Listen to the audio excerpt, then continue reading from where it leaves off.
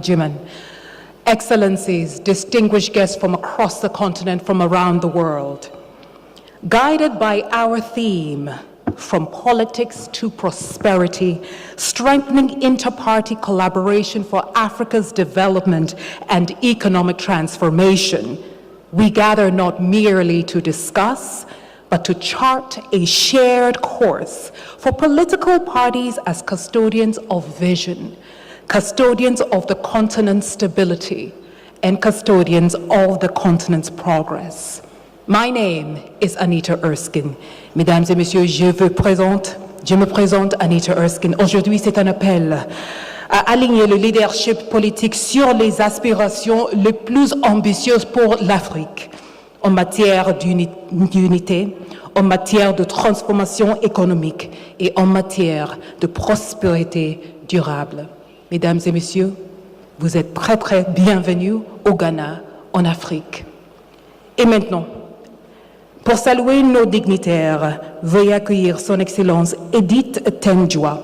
And now, ladies and gentlemen, to acknowledge our dignitaries, please allow me to welcome Her Excellency Edith Tenjwa, Executive Secretary of African Political Party Summit, the reason we are here. Please warmly welcome her.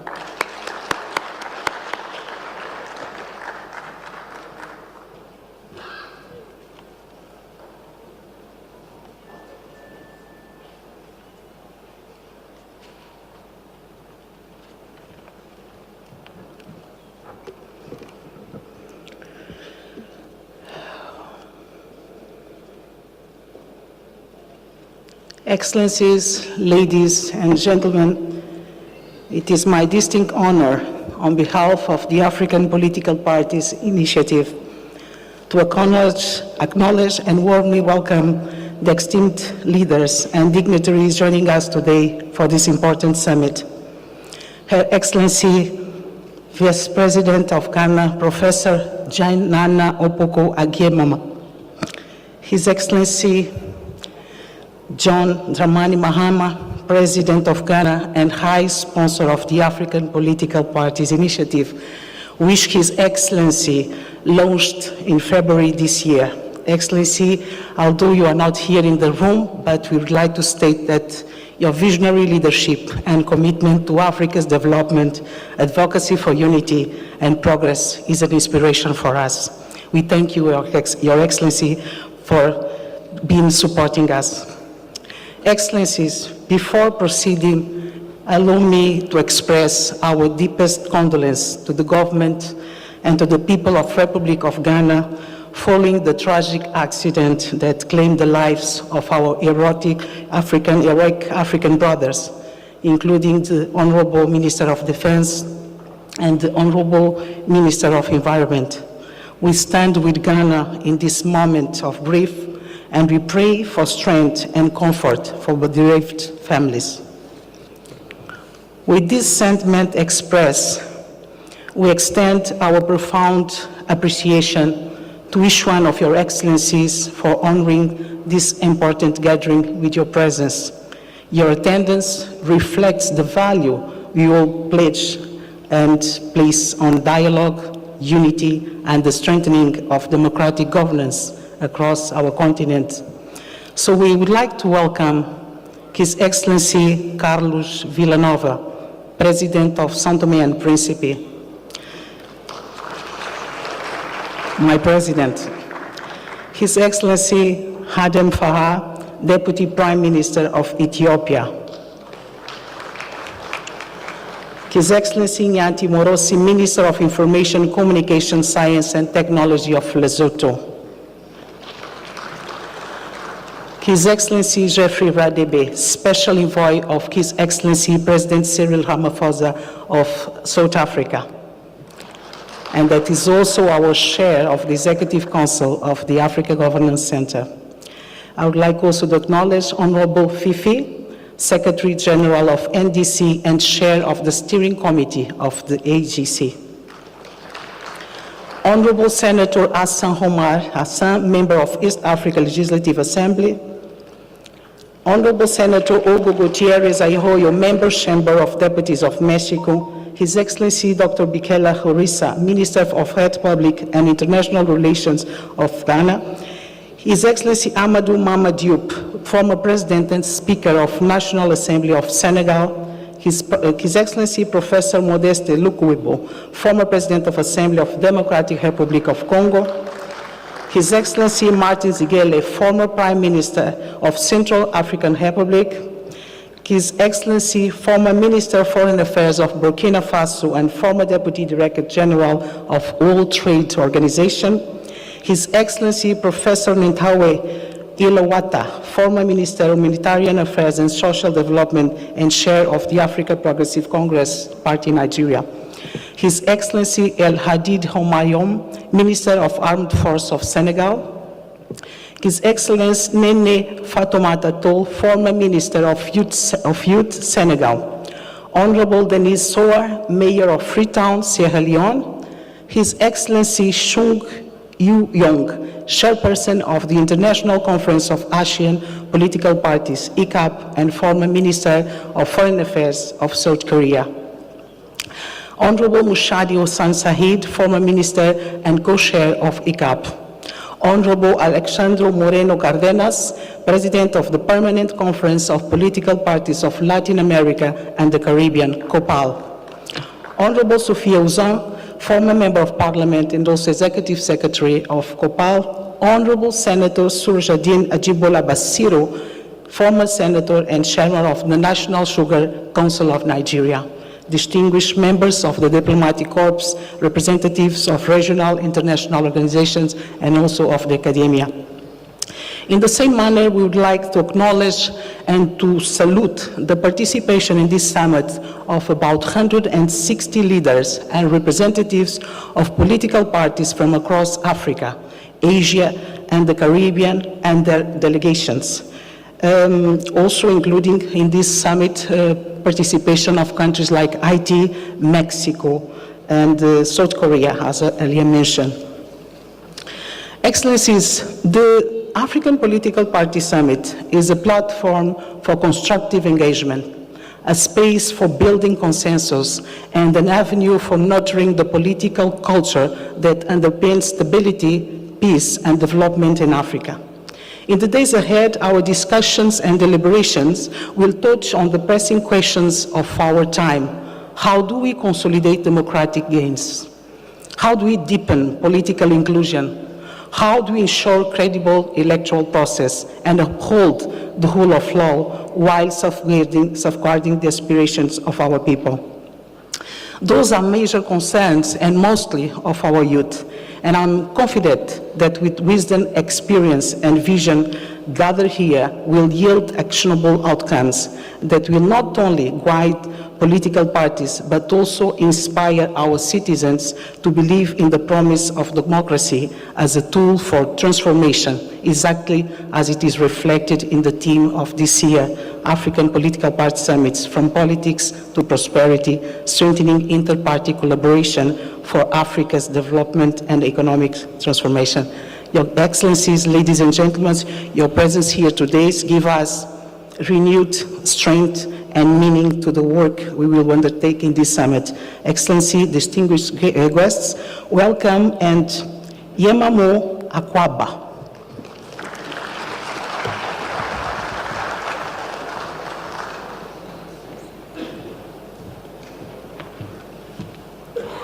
And now, ladies and gentlemen, here to give you the official welcome remarks, please welcome Dr. Nelson Opon.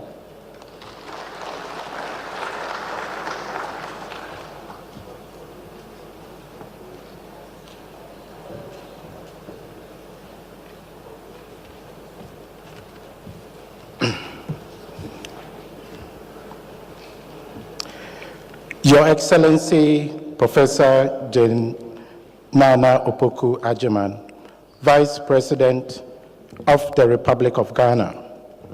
Your Excellency, Carlos Villanova, President of the Democratic Republic of Sao Tome and Principe. Your Excellency, Adam Farah, Deputy Prime Minister of the Federal Republic of Ethiopia, former heads of state and government, distinguished excellencies, honorable members, ladies and gentlemen. On behalf of the Africa Governance Center, I am deeply honored to welcome you to the inaugural African Political Parties Summit. We gather in this magnificent banquet hall in the vibrant and historic city of Accra under the shadow of deep sorrow. And as you heard, just about a week ago, the nation lost 8 gallant citizens, including 2 cabinet ministers and the vice chairperson of the ruling National Democratic Congress. We extend our heartfelt condolences to the bereaved families and to the people of Ghana. We express our deepest solidarity with President John Mahama as he leads the nation through this difficult time. In 1963, when Osagyefo Dr. Kwame Nkrumah inaugurated the Institute of African Studies, he urged action of facts, but the power to understand, empathize, and serve humanity. The Africa Governance Center was born from a desire to give concrete meaning to these solemn words, transforming knowledge into action for the betterment of African governance. From the outset, we have committed ourselves to understanding and addressing the structural dilemmas in governance that hinder economic growth and transformative development across our continent.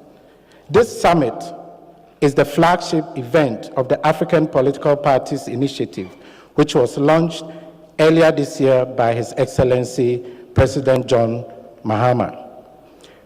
In an era marked by war, poverty, climate change, inequality, voter apathy, and governance fragility, political parties must be renewed, redefined, and re-anchored in service of Africa's developmental future. This summit is our response to that imperative. From the very beginning, we have been intentional in positioning APPI as a cornerstone of our engagement strategy. We believe that political parties are not just vehicles of electoral competition. They are instruments of governance, architects of policy, and pillars of regional integration. They are also the structures through which the voices of ordinary Africans are heard and acted upon. By recognizing this critical role, we aim to catalyze action, forge enduring partnerships, and inspire innovative solutions so that poverty becomes a relic of the past and prosperity a shared reality. This journey would not have been possible without the unwavering support of our eminent advisory board led by His Excellency Geoffrey Radebe, the steering committee of the African Political Parties Summit, our incredible team at the Africa Governance Center, and the countless individuals who have poured their passion and expertise into this initiative. Your devotion and professionalism have brought us to this moment, and for that, I am deeply grateful. Distinguished Excellencies, ladies and gentlemen, as we celebrate this occasion, let us remember that this summit is not just a ceremony. It is a call to action, a symbol of unity, and a true manifestation of the Pan-African spirit. This spirit is rekindled not only through the shared challenges that confront us, but also in the possibilities of collective action. So on that note, I thank you for being here. Welcome to Ghana and welcome to the Accra International Conference Center.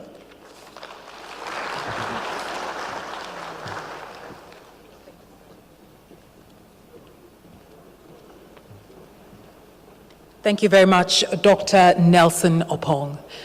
And now, ladies and gentlemen, In accordance with our fallen national heroes and many more who have gone before them in line of duty, serving God and country, we will now take a tribute from Envoy's Choir, and after that, a moment of silence.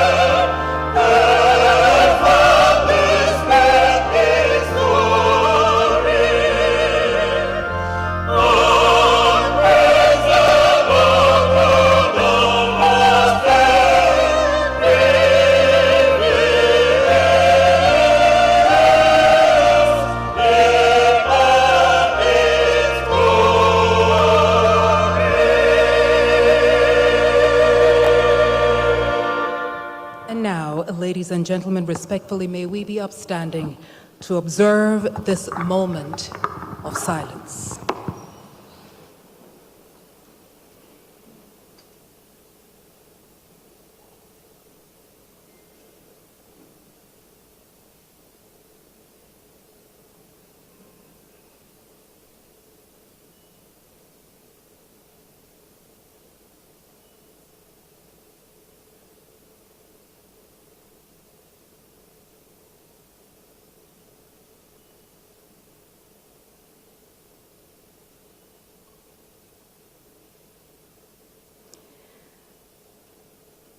May their souls rest in perfect peace.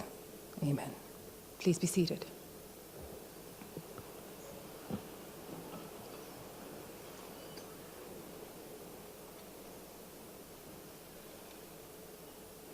Ladies and gentlemen, it's now time for us to take a few high-level statements.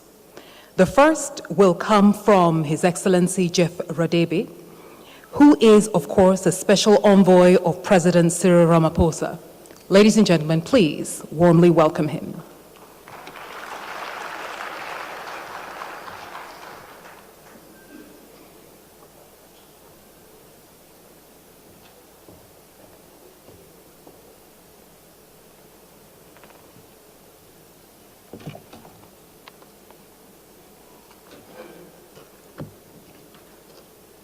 Your Excellency, Professor Nana Oppong-Ankian, Vice President of the Republic of Ghana, Your Excellency, the President of the Republic of Sao Tome and Principe, Your Excellency, the Deputy Prime Minister of the Federal Republic of Ethiopia, former heads of states, honorable ministers, distinguished leaders of political parties, ladies and gentlemen. We assembled here today in a city that carries the weight of both history and hope, Accra, a cradle of African independence, a hub of democratic discourse, and today, the host of an extraordinary gathering of political leaders across this great continent. Yet we meet at a time of sorrow. Only days ago, Ghana endured a national tragedy, a military helicopter crash that claimed the lives of 8 devoted citizens, including 2 distinguished cabinet ministers, the Honorable Edward Omane Puama, Minister for Defense, and the Honorable Ibrahim Mutala Mohammed, Minister for Environment, along with senior officials and gallant Air Force crew. This loss is not just Ghana's loss, it is Africa's loss. It is a loss of leaders who, in their service and unwavering commitment to public good. In the wake of such grief, many nations might have proposed to postpone the summit. Yet Ghana did not.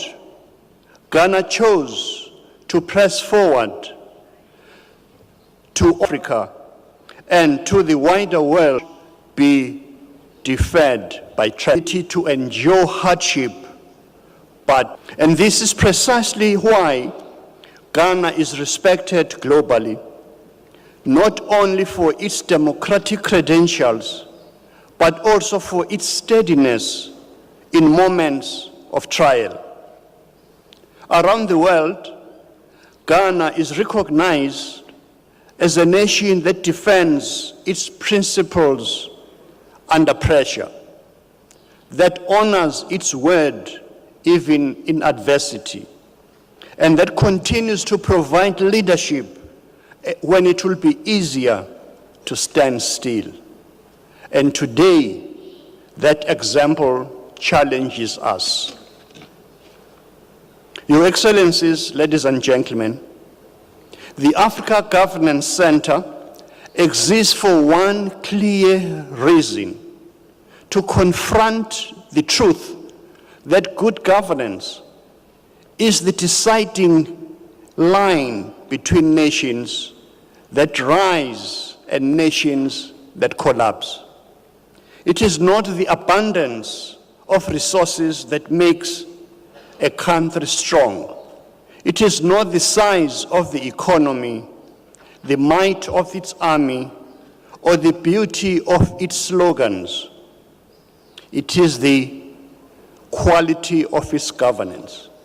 And at the heart of governance are political parties. Parties are not merely campaign machines. They are the custodians of vision, the architects of policy, and the goalkeepers of leadership. When they are strong, when they are principled and forward-looking, nations prosper. But when they are weak, self-absorbed, and short-sighted, nations falter. For too long, Africa has been scarred by a politics that prices victory over vision, rhetoric over results, and personal ambition over public good. This is why gatherings like the African Political Parties Summit matter. Here, the invitation is not to defend the status quo, but to interrogate it and, if necessary, to dismantle it. Our summit theme, from politics to prosperity, strengthening inter-party collaboration for Africa's development and economic transformation, is an urgent call, because let us be broadly honest. If our politics does not lead to prosperity, then it is nothing. They cannot build their futures on political promises that dissolve after elections. They are tired of leaders who speak of unity in public, but sow divisions in private. Tired of politics that sound good in press releases, but fall and fail in practice. Tired of politics that consumes resources but produces no tangible change. If we leave this summit with nothing more than photographs and speeches, then we will have failed the people of Africa, whose hopes and whose livelihoods depend on the decisions we take. The Africa Governance Center and the flagship platform, the African Political Parties Summit initiative, were created to ensure that the conversations we have here are not seasonal, are not ceremonial, are not superficial. The African Political Parties Initiative is designed to institutionalize the habit of cooperation, to make dialogue between ruling and opposition parties a norm, not an exception. To build capacity so that parties can govern competently, not just campaign effectively. To create cross-border channels where political leaders share ideas, share strategies and lessons without the filter of rivalry. We are not here to pretend that political differences will vanish. Democracy demands conversation and contestations, but democracy also demands maturity. The maturity to disagree without destroying, to compete without destabilizing, and to govern without forgetting the governed. Distinguished delegates, permit me to speak plainly. Africa does not suffer from a lack of blueprints, of roadmaps, of master plans. Our shelves are heavy with them. What we lack is political courage. The courage to put country before party. The courage to endure shortcomings and short-term political cost for long-term national gain. The courage to govern not for applause today, but for the well-being of generations to come. And the courage is a choice. A choice to allow national development plans to survive changes of government. The choice to make peace during elections more valuable than victory at any cost. The choice to look across the aisle and see not an enemy to be destroyed, but a compatriot with whom the nation's destiny must be shared. If you cannot make these choices, then all of our talk, from politics to prosperity, will ring hollow. Africa is changing. Our populations are young, are restless, and they are connected. They are less patient with empty politics and more demanding on results. They will not be placated by nostalgia for liberation struggles or by excuses about global conspiracies. They will judge us by whether they have jobs, whether their schools are preparing them for the future, whether their streets are safe, and whether their voices can be heard. And let me be clear, if we do not rise to their expectations, they will find leaders who will, whether through the ballot box or tragically through the breakdown of democratic order. The choice is ours to make, and the time to make it is now. Here in Accra, we have an opportunity to set a new precedent that African politics will no longer be defined by instability, but by the capacity of leaders to build coalitions for progress.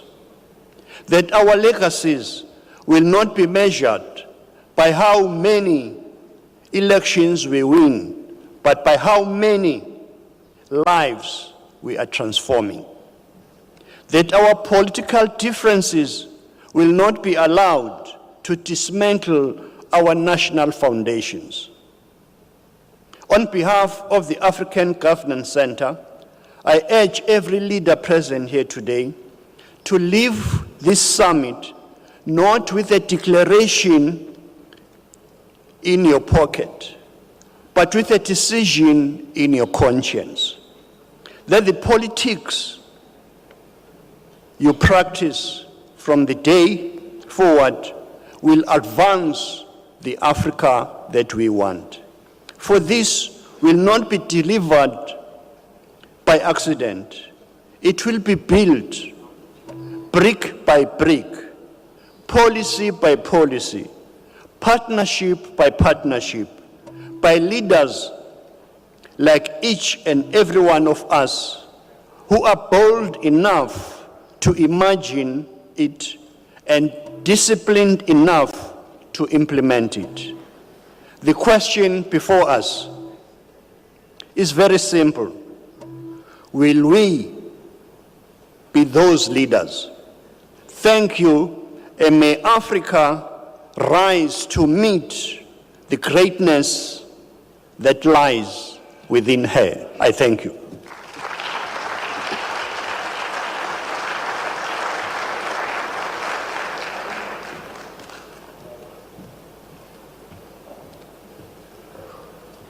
Thank you, Excellency Jeff Radebe. And now, ladies and gentlemen, I'll yield the podium to the Chair of Board of Directors, Africa Governance Center, who is also the Executive Chair of African Trade.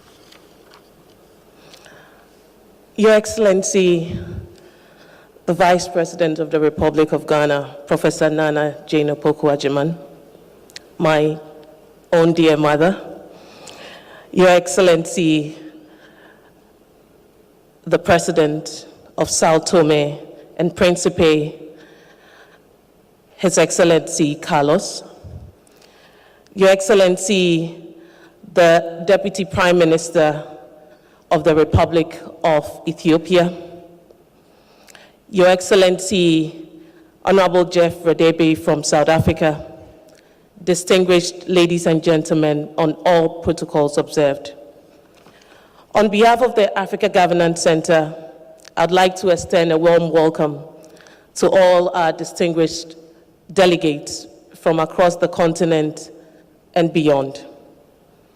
On this day, we meet in Accra in a joyous mood to have a summit that promises to thrive on the history that our countries have fought for and the aspirations of its people. But we also gather here with Ghana having to endure the past couple of days, having suffered the loss of our distinguished comrades in a quest to serve their nation and a courage to stand for what is right. And yet, in this very week, when we are mourning, we could not retreat.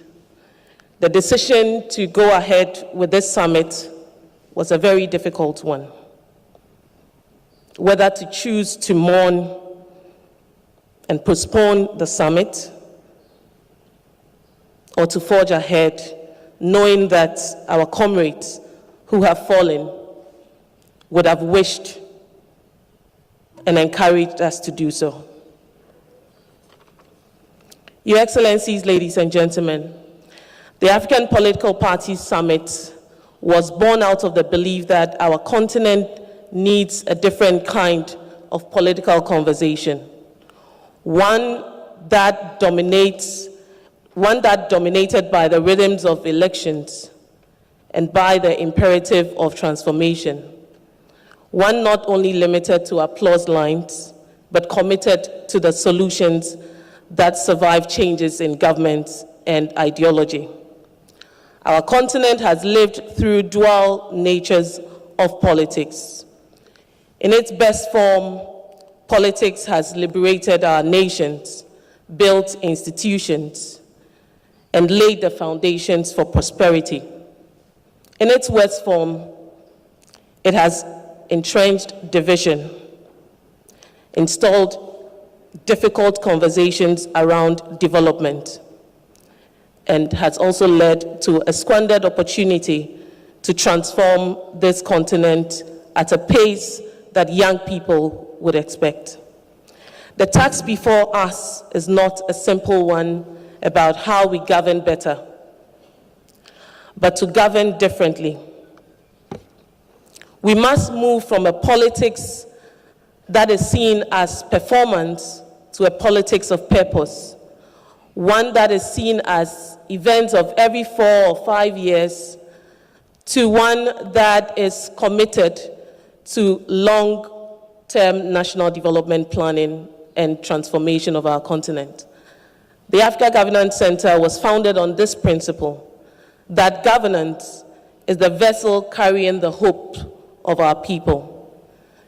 And if the vessel is unsteady, even the richest cargo will be lost to the storm. We did not create the summit for polite conversations or ceremonial communiques. We created it to provoke reflection, to provoke self-examination, and to provoke the kind of honest engagement that can reset the culture of politics on our continent. We are here to ask very difficult things, but of our people's trust in democracy itself. It is also built by the recognition that the destinies of our nations are bound together. No country in Africa can secure its future in isolation.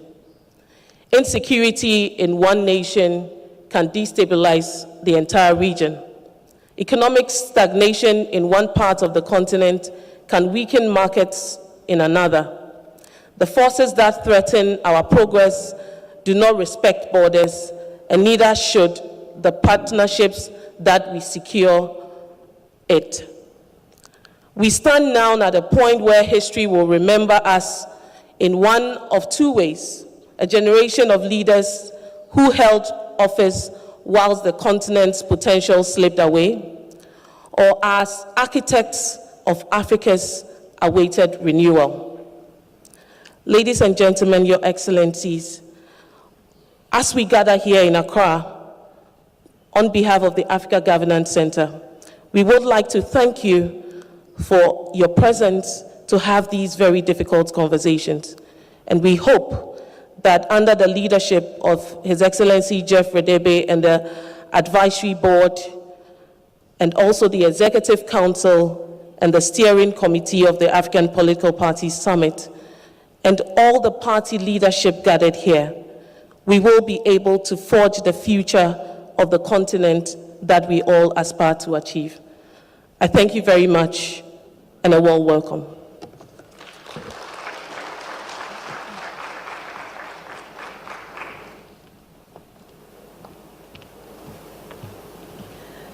Ladies and gentlemen, we will now hear from the General Secretary of the National Democratic Congress, otherwise known as the NDC, in the person of the Honorable Fifi Fiavi Kwete. Please warmly welcome him.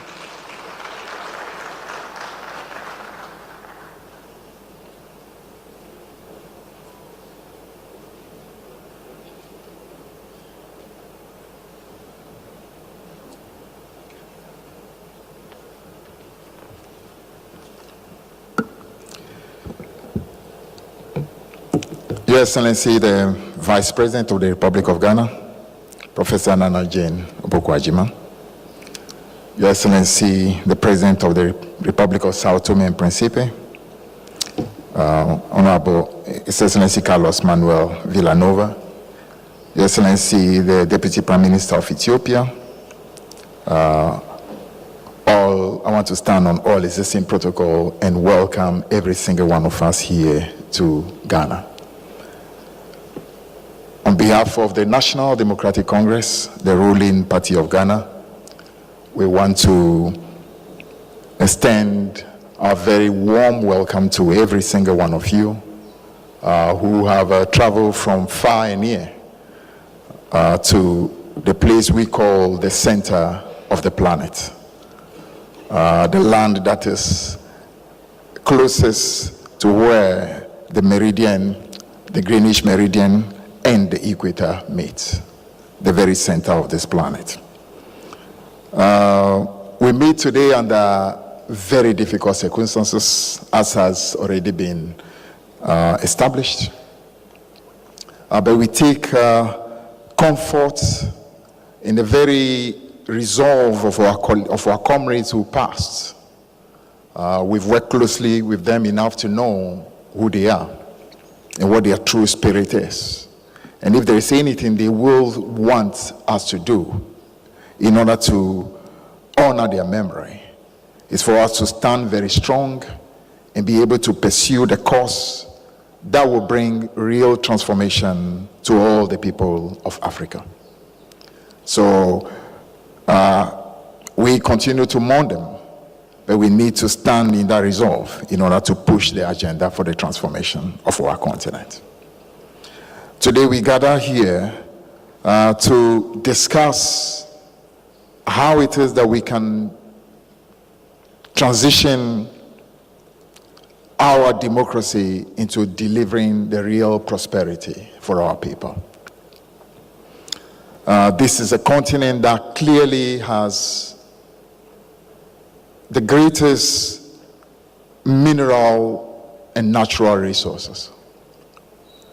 It's a continent also that today has the largest human resources, especially the youth of the planet. And so if there is any continent that should be in a position to lead the world, it should be the continent of Africa.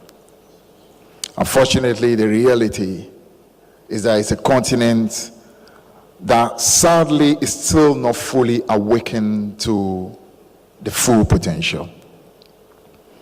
And our country, Ghana, was blessed to be the first country south of the Sahara to attain freedom.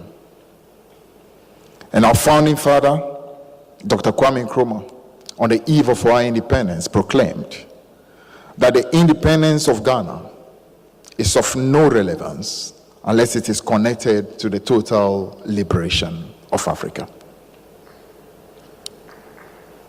He also proudly said that the black man is capable of taking hold of his own destiny and proving to the world that we are capable of achieving great things for ourselves. Ghana is 68 years now. In 2 years, we'll be 70 years.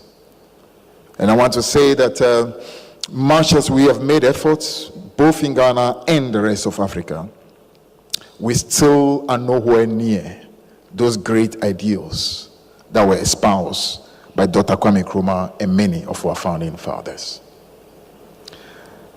As political parties gathered here today, we have been given the opportunity by our various peoples to lead the political dimensions in our various countries. In deep introspection and asking the tough questions, doing a thorough examination of our processes so far, in order for us together to be able to start forging solutions that will be able to deliver the real aspirations of our people.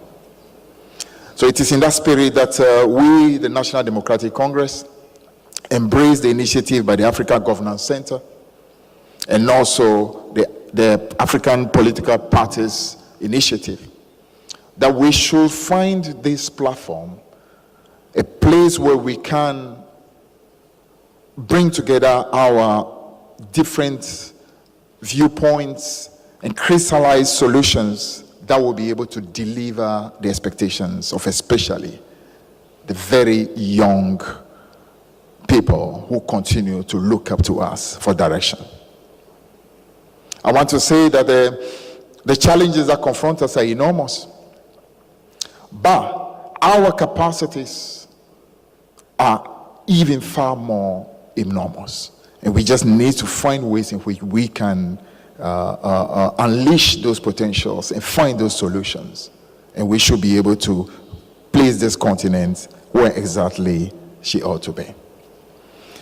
What I want to urge all of us is to appreciate that political leadership is simply a facilitative platform.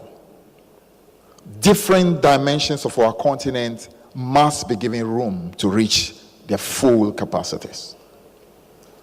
cultural leadership, business leadership, educational leadership, and leadership across different fields must be given room to reach the place that this continent deserves for all these levels of leadership to reach.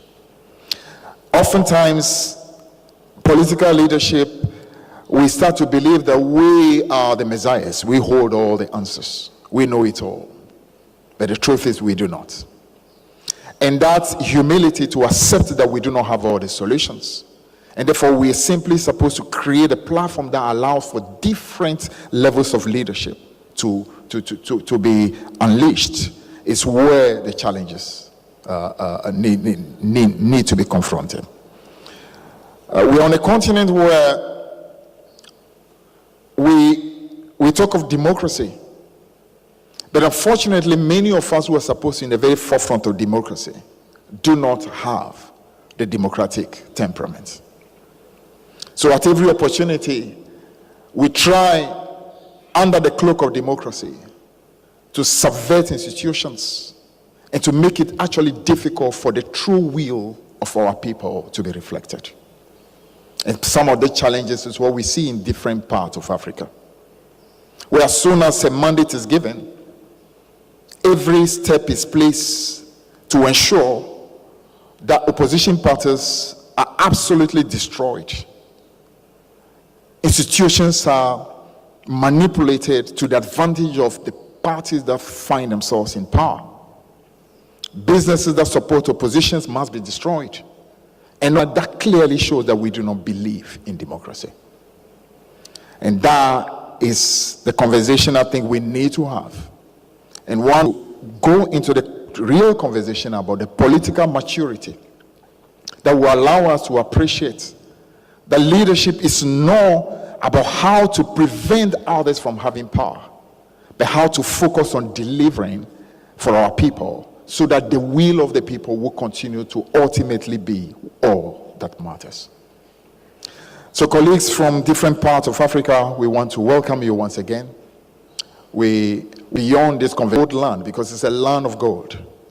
And we hope that this beautiful golden nature of Ghana will become an essence that will affect the whole of Africa, and ensure that excellence become the order of the day in every way we can, so that the policies that we do will reflect that excellence, so that we can truly deliver an excellent result for all the people of Africa. Thank you very much.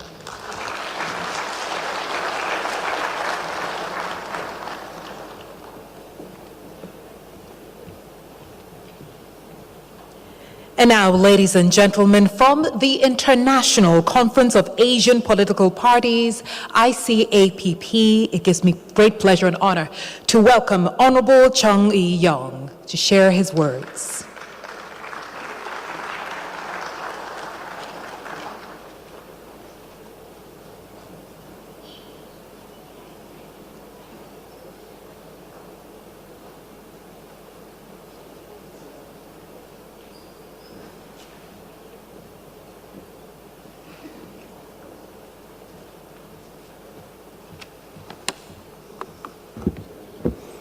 Good morning. At the outset, I'd like to extend my most sincere condolences to the families of the victims of the tragic accident last week, and to the people of Ghana for their great sorrow of losing their beloved ones and outstanding leaders in the government. I sincerely pray for the repose of the departed souls. Your Excellency, Vice President of the Republic of Ghana, distinguished leaders of political parties in Africa, and ladies and gentlemen, it is a profound honor for me to address this historic gathering of political party leaders from across the African continent. On the occasion of the formal launching of the African Political Parties Initiative, APPI. At the outset, I'd like to extend my heartfelt congratulations on the successful launching of the APPI on behalf of the ICAP, International Conference of Asian political parties. I'd also like to pay tribute to the visionary leadership of His Excellency President John Dramani Mahama of Ghana. President Mahama's foresight in launching this initiative demonstrates a deep commitment to enhancing cooperation among African political parties and advancing democratic governance across the continent.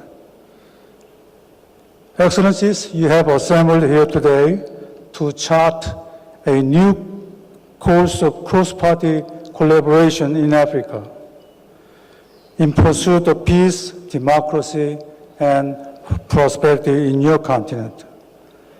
As a representative of the ICAP, I can assure you that we firmly believe this united engagement across ideological and partisan lines will significantly advance the goals of Agenda 2063, the Africa we want. Africa, despite its proud and diverse cultural heritage, abundant natural resources, and extraordinary human capital, has long endured an unjust and difficult history. We stand in solidarity with Africa's aspiration to break free from that past and to harness its full potential for a bright future. With the right leadership and collective vision, that dream is not only possible, it is already beginning to take shape. The launch of the APPI today will undoubtedly inject movements. While considerable, among the most critical is the challenge of political governance. And this is not a challenge unique to Africa. In Asia too, we face similar issues and challenges. In both continents, Asia and Africa, political parties must rise to the occasion and fully embrace their central roles in fostering sustainable democratic governance. The political parties are not merely vehicles for electoral victory. The political parties are the institutions through which public will is translated into public policy, accountability is maintained, and the next generation of leadership is nurtured. Today, I wish to share some reflections from our own journey in Asia and how we have worked to meet these challenges together. Many political parties across our region still lack the institutional foundation necessary for inclusive and democratic decision-making. Financial constraints remain a persistent obstacle, often undermining fairness and transparency. Divisive forces such as ethnic, regional, and religious extremism can suppress issue-based politics, and political pluralism is not universally accepted in every society. It is our strong belief that these challenges are best addressed not in isolation, but through dialogue, knowledge sharing, and mutual cooperation across national boundaries. This is why the ICAP warmly welcomes the vision behind the APPI and wholeheartedly supports the direction of this summit. Since its founding in year 2000, the ICAP has sought to promote sustainable peace and shared prosperity in Asia through dialogue and cooperation among political parties of all ideologies. Today, we bring together over 330 political parties from 52 countries across Asia and Oceania. Over the last 25 years, we have organized 12 General Assemblies and 43 Standing Committee meetings. And we have also established key subsidiary bodies such as the ICAP Business Council, the ICAP Cultural Center, ICAP Media Forum, and ICAP Women's Wing and Youth Wing. We have also worked to build international intercontinental bridges, establishing regular channels of dialogue with political parties beyond our region. Our long-standing partnership with the COPAR, Permanent Conference of Political Parties of Latin America and the Caribbean, which is now presented by His Excellency Alejandro Moreno, leader of the PRI and the president of the COPAR. And also we have established contacts and have regular meetings with political party groups in the European Parliament. And this is testament to our commitment to global collaboration. And today we look forward to establishing another important channel of dialogue with African political parties. And we hope to further advance our goal of connecting all political parties in the world. Ladies and gentlemen, Asia and Africa share many things in common. We have both emerged from the shadows of colonialism, undertaken nation building under trying circumstances, and continue to confront the pressing global challenges of our time, from climate change and economic inequality to the deepening of ideological divides. In our increasingly interconnected world, intercontinental cooperation is no longer a choice. I believe it is a necessity. I am confident that this summit will provide an invaluable platform for exchanging diverse perspectives, building lasting partnerships, and crafting a shared vision for democratic progress across Africa. The ICAP stands ready to collaborate with African political parties to build the bridge. In closing, I would like to extend my deepest appreciation to the National Democratic Congress of Ghana and the Africa Governance Center for their hard work in making this event a resounding success. I thank you. Ladies and gentlemen, I would now like to yield the podium to Honorable Alejandro Moreno Cardina, who is, of course, here to bring our solidarity message from the Permanent Conference of Political Parties of Latin America and the Caribbean.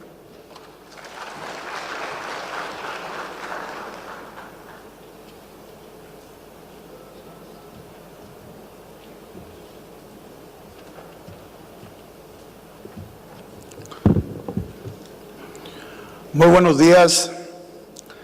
Saludo con mucho afecto y mucho respeto a la vicepresidenta Nana Jane Opoku de la República de Ghana.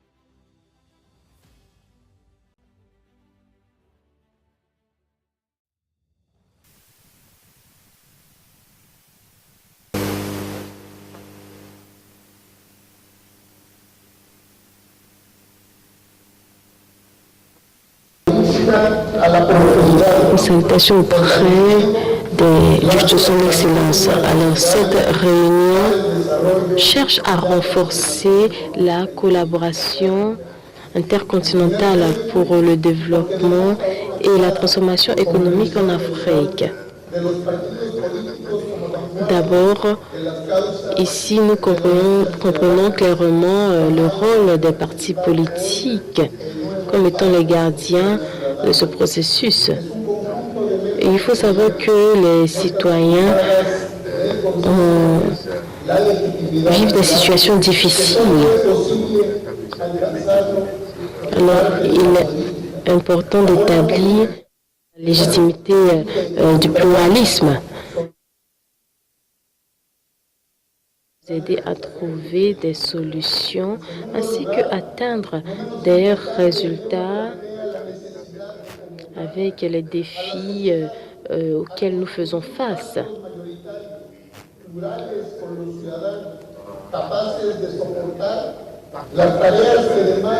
Nous avons besoin d'établir un pacte avec les citoyens afin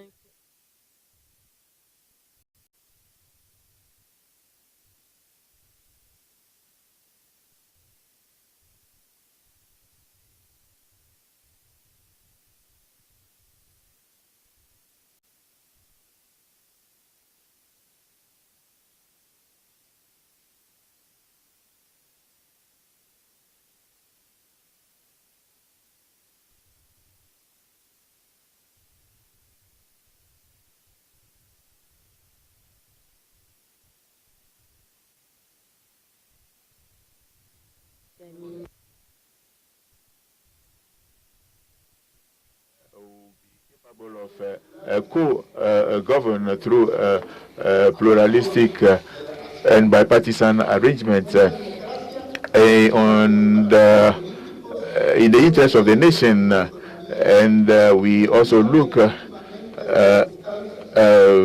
forward to a new situation where political parties would aim for higher commitments in the interest of the nation, and so that the nation can be on the right track. And from Latin America, and at this very place, I would like to commend President John, His Excellency John Dramani Mahama, for the work that he has been doing in his leadership position of this country. And we recognize in you a man who has devoted your life to public service and have excelled in all the areas where you have had to serve up to the current position of being the head of state of Ghana. And this it is necessary for us to acknowledge not only this initiative, but the major progresses that the country is making. And thanks to your work and your to a dialogue to establish a microsystem, a system of political participation, and for it, and the dialogue is the most important element in politics, because it is said that respect is given, trust is in, and if we lose any of them, then everything collapses, and this should be the basis of the political principles. And additionally, I would also like to note the diagnosis of the politics on this continent. Africa is in a moment of historical inflection, and the continent is going through a deep socio-political transformation for an increasingly young population and an increasingly better informed population, which is also digitally connected. And it's important that this continent should be given an institutional assurance. It is necessary to have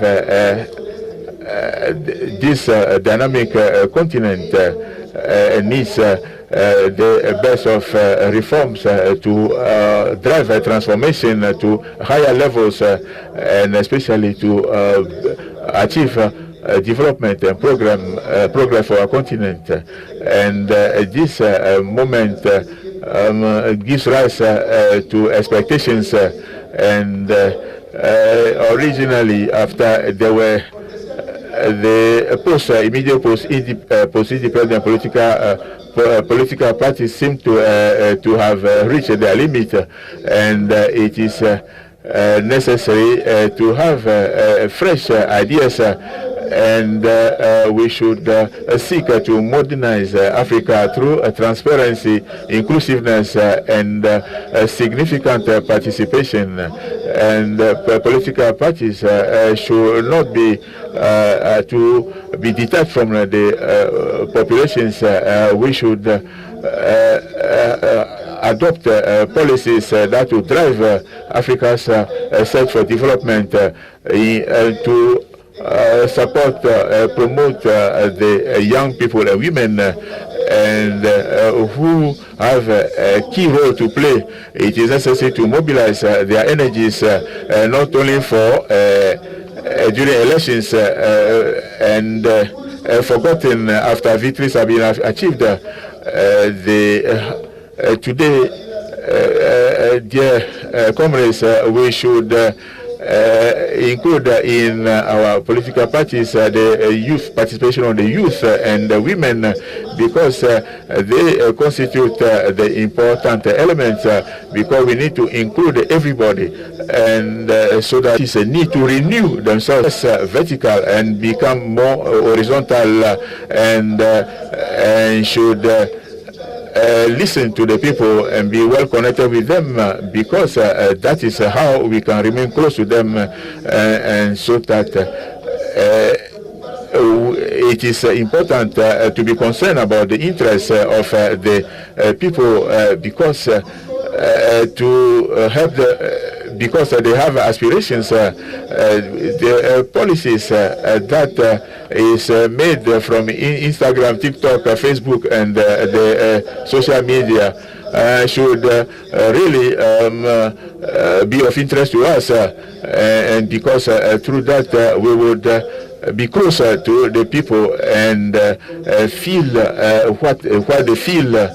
And in these circumstances, call on the countries, developing countries, to step further on the accelerator, and so that this strengths, and so that we should be moving in tandem with the current situations, because the failure of political parties to act as the guardians of the public aspirations has left to a populist movement, and by leaders who really have no ideas about what their people need, but know how to exploit the needs of the masses, whereas they work for fragmentation, political fragmentation, and the destruction of political parties. And so we need to really establish the energy of political parties, as well as strengthen the political system. Today, whereas the very international system is going through difficulties, Africa is faced with twofold difficulties. Africa is going through a difficult international system, which is more transactional and ambiguous in the face of liberal democratic norms. And that is why this summit is very important. It's of fundamental importance, and we should, for driving this initiative, and we believe that the initiative will make Africa stronger. What is needed is to have a good knowledge of the political spaces, but we should also be watchful of populist ideas which can hide or mask itself as being leftist or right wing, where to hide its own character, which seeks rather to destroy democracy, and which does not in any case serve the aspirations of the people. What needs to be done is to defend the institutions and make them more citizen-oriented, and the function of political parties is to tell citizens how we are going to help them, and that is the most important thing, and it is important what is being done in Africa currently, and I would like to congratulate Nelson upon the Executive Director of the African Governance Center for this idea of the President of the Republic. We believe that the democratic processes in Ghana will be strengthened, and ultimately in the rest of Africa and other parts of the world. And I would like to end by saying that we need to drive the political renovation of Africa.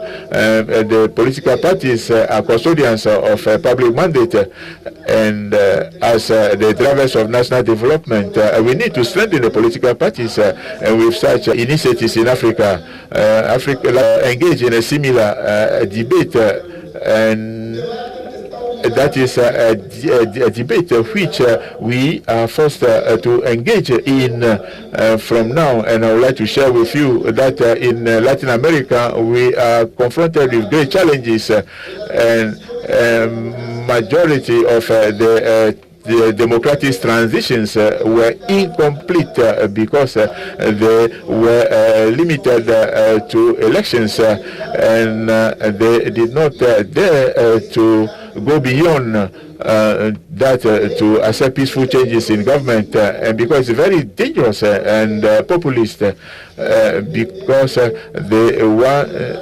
to sell to citizens unrealistic ideas, and that is the situation of charismatic leaders who try to consolidate the power in their hands to the point of choking their societies.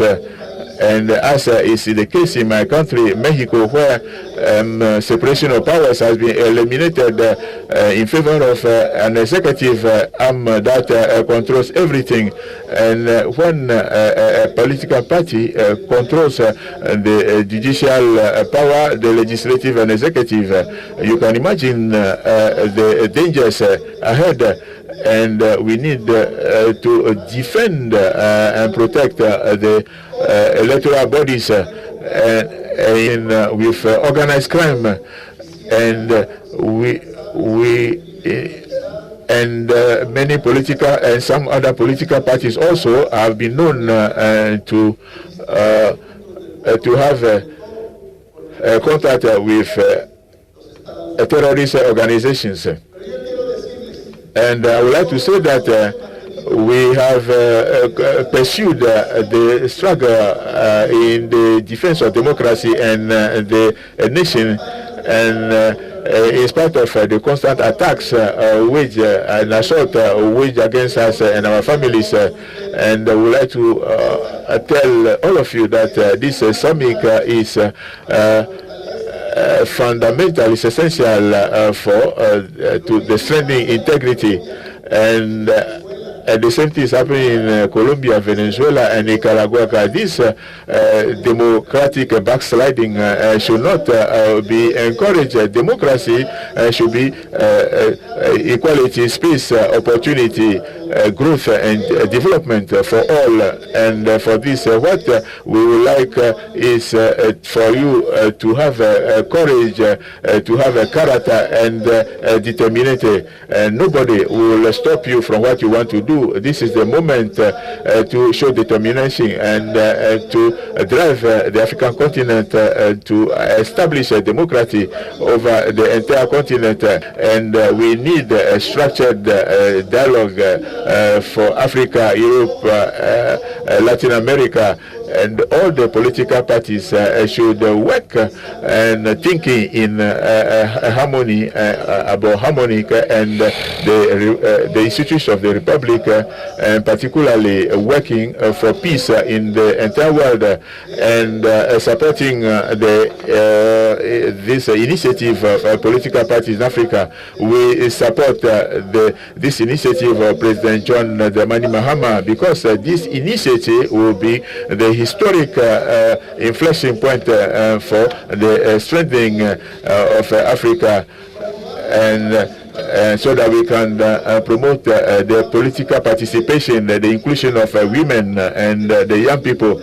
And we politicians should have a vision for the present and the future. And we politicians are called to defend our people with character and resolve. And we should a politician, unfortunately, most politicals think about the next election, whereas a statesman thinks about the next generation. And politics has to be done differently in Africa, Europe, Latin America, and I am really pleased, and it is an honor to know this wonderful country, and we are with you, and from now we will fight for democracy, for justice, and for equality. And long live Ghana, and long live Africa.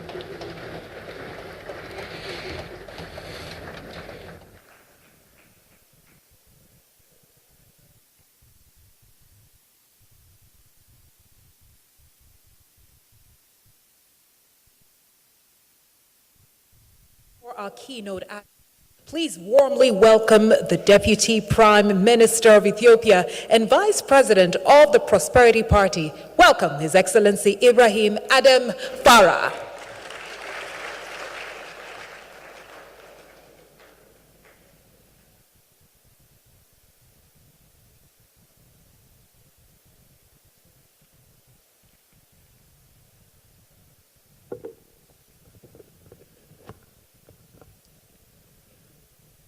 Your Excellency, the Vice President of Ghana, Professor Johnny Nana, Your Excellency Carlos Manuel, President of Sao Tome and Principe, Excellencies, distinguished delegates, Excellencies, ambassadors, ladies and gentlemen.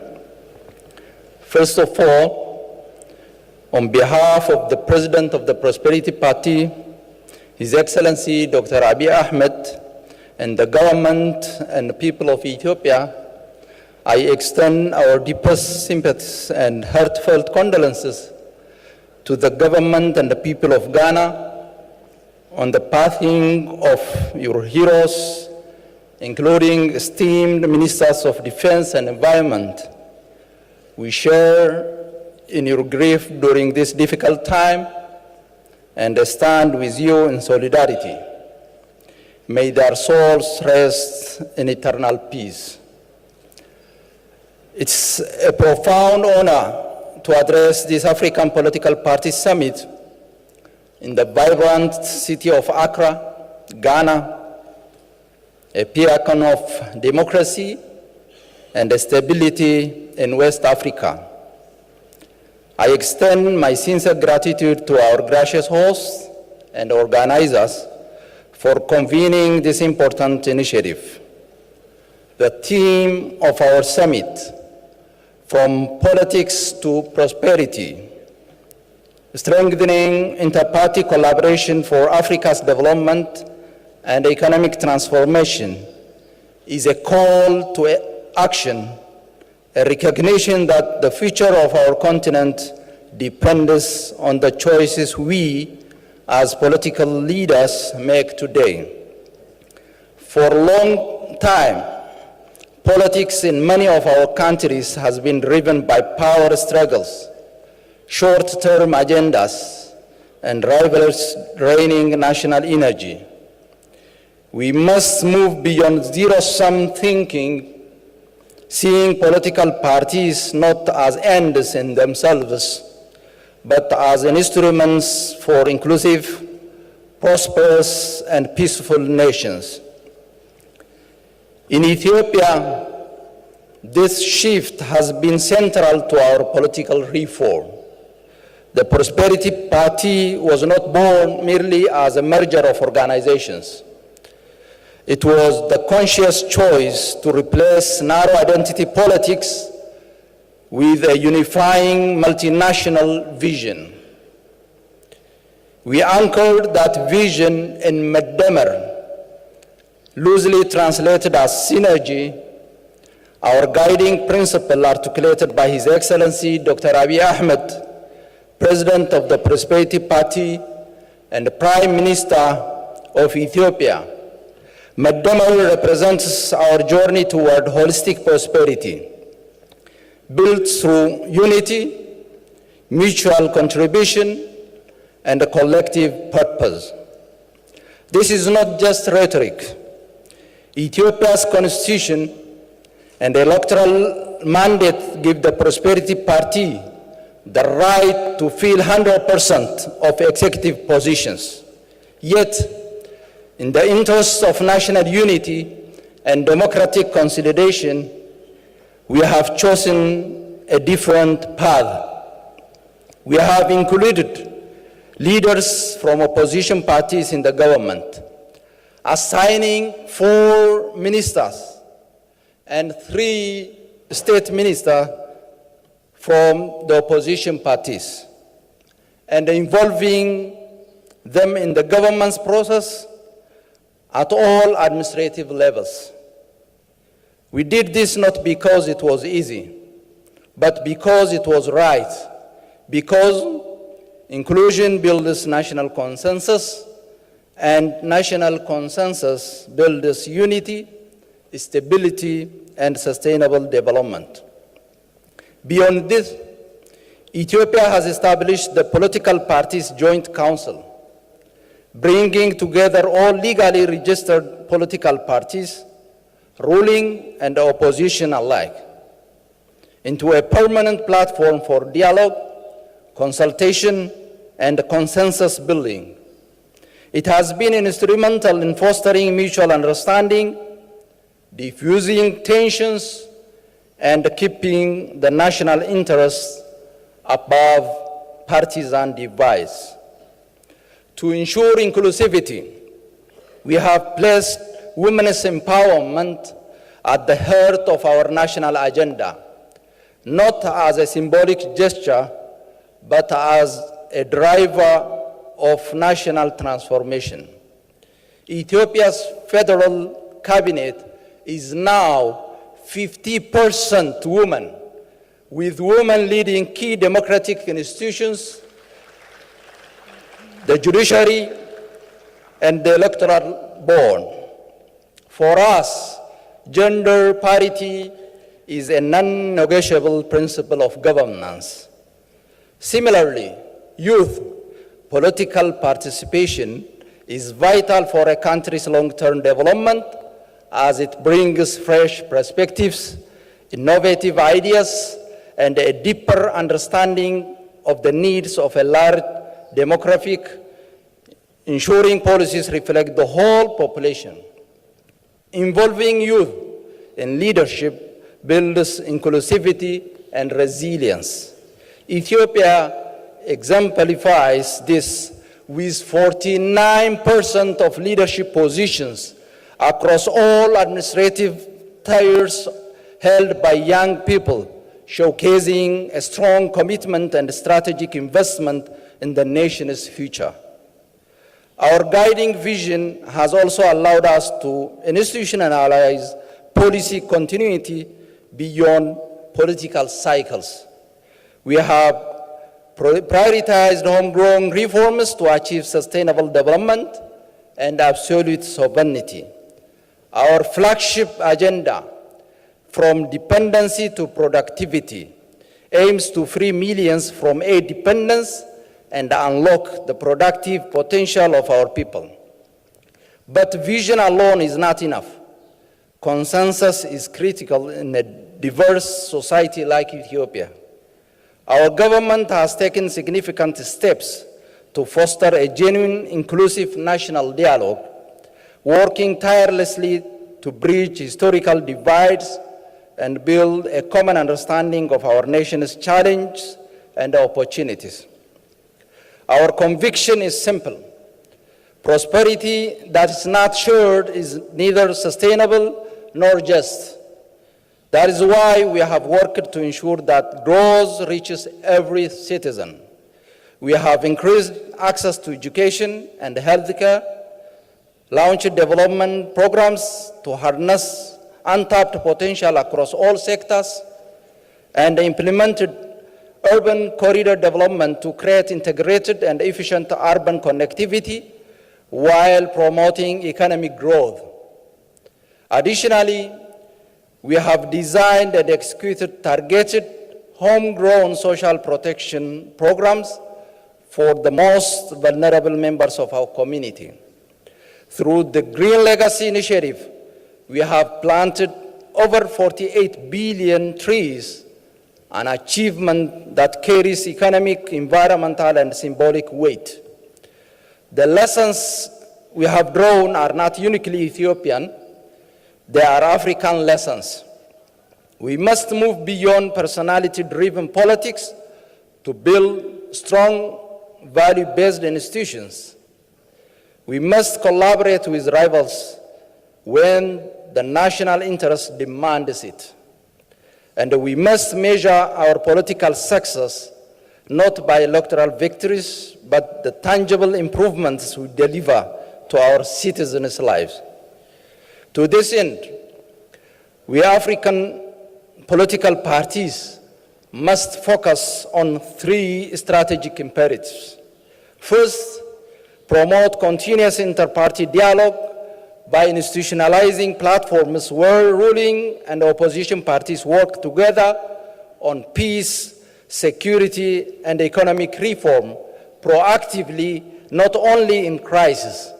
Second, champion a genuine youth agenda, ensuring access to education, entrepreneurship, and political participation, making politics a space young people can shape. Third, lead the green and digital transition, leapfrogging traditional development paths by harnessing technology, renewable energy, and innovation to build competitive, sustainable economies. I am optimistic about Africa's future because a new generation of leaders and citizens refuse mediocrity. They demand integrity, inclusivity, and results. By strengthening political parties with vision, principled leadership, and a commitment to inclusive development, we can exceed these expectations. The real question is whether we, as leaders, have the courage to put collective progress above narrow interests and commit to politics that unites rather than divides.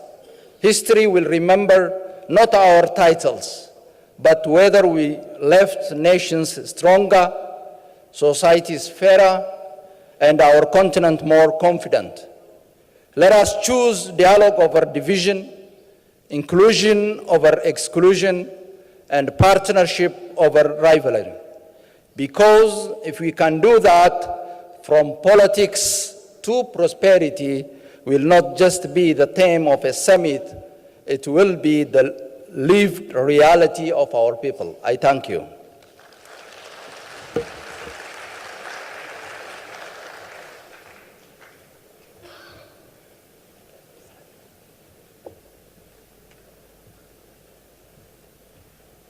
Your Excellency, we thank you.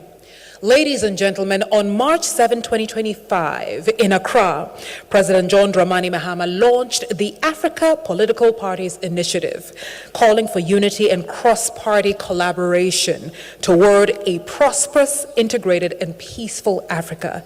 Ladies and gentlemen, take a look at the road to this very moment, which we now know is the African Political Party Summit. is the crisis of political leadership.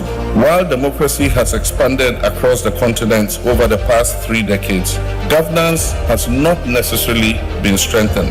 Across Africa, the winds of change are rising. Our people are demanding more integrity, more inclusion, more leadership. In recent years, the continent has faced deep political unrest. Among them are military takeovers, broken promises, lost trust. But in every crisis lies an opportunity. Africa's future will be built by new systems. It will be shaped by voices that dare to challenge, to reform, to lead. Welcome to the African Political Party Summit 2025, a bold gathering of political leaders, party reformers, youth visionaries, and governance experts from across the continent. Taking place in Accra, Ghana, the summit is a turning point, not just another meeting, but a continental movement. We'll tackle the toughest challenges and celebrate our wins, from intra-party reform, gender equality, inclusion, and the future of youth in politics. We are not waiting to be included. We are leading the change. It's time for courage. Time to rebuild the social contract. Let's come together across all.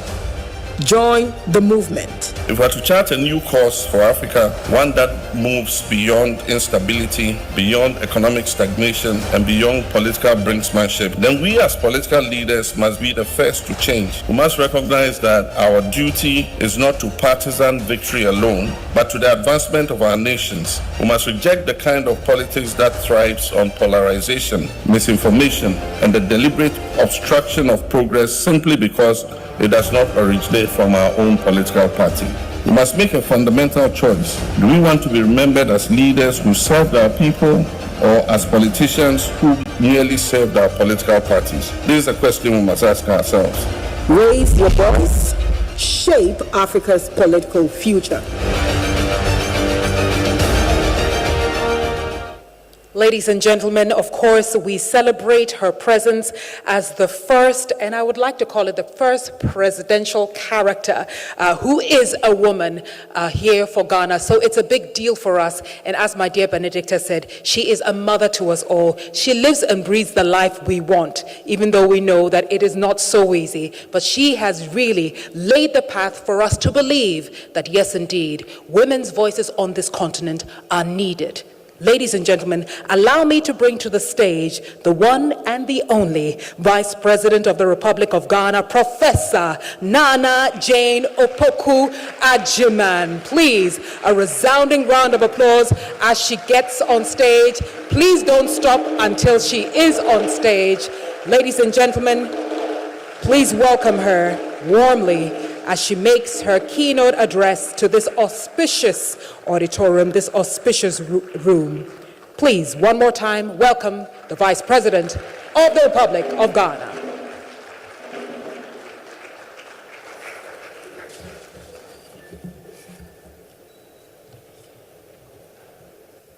Thank you very much. Please take your seats.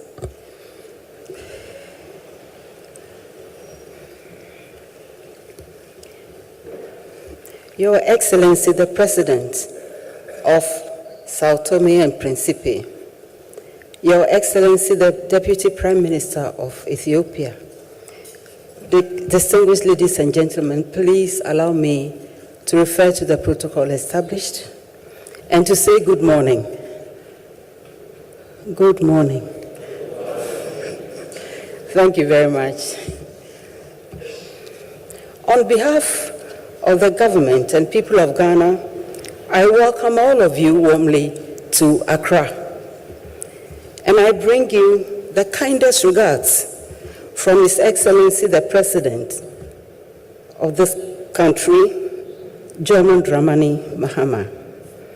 It is an honor for Ghana to be the convener of this historic gathering, where political leaders and thinkers have met to dialogue and to chart a new course for Africa. We meet, however, as you know, and as you have expressed, at a time when Ghana is still reeling from tragedy. Barely a week ago, we lost 8 outstanding sons in a terrible military helicopter crash. The victims passed while fulfilling their duties.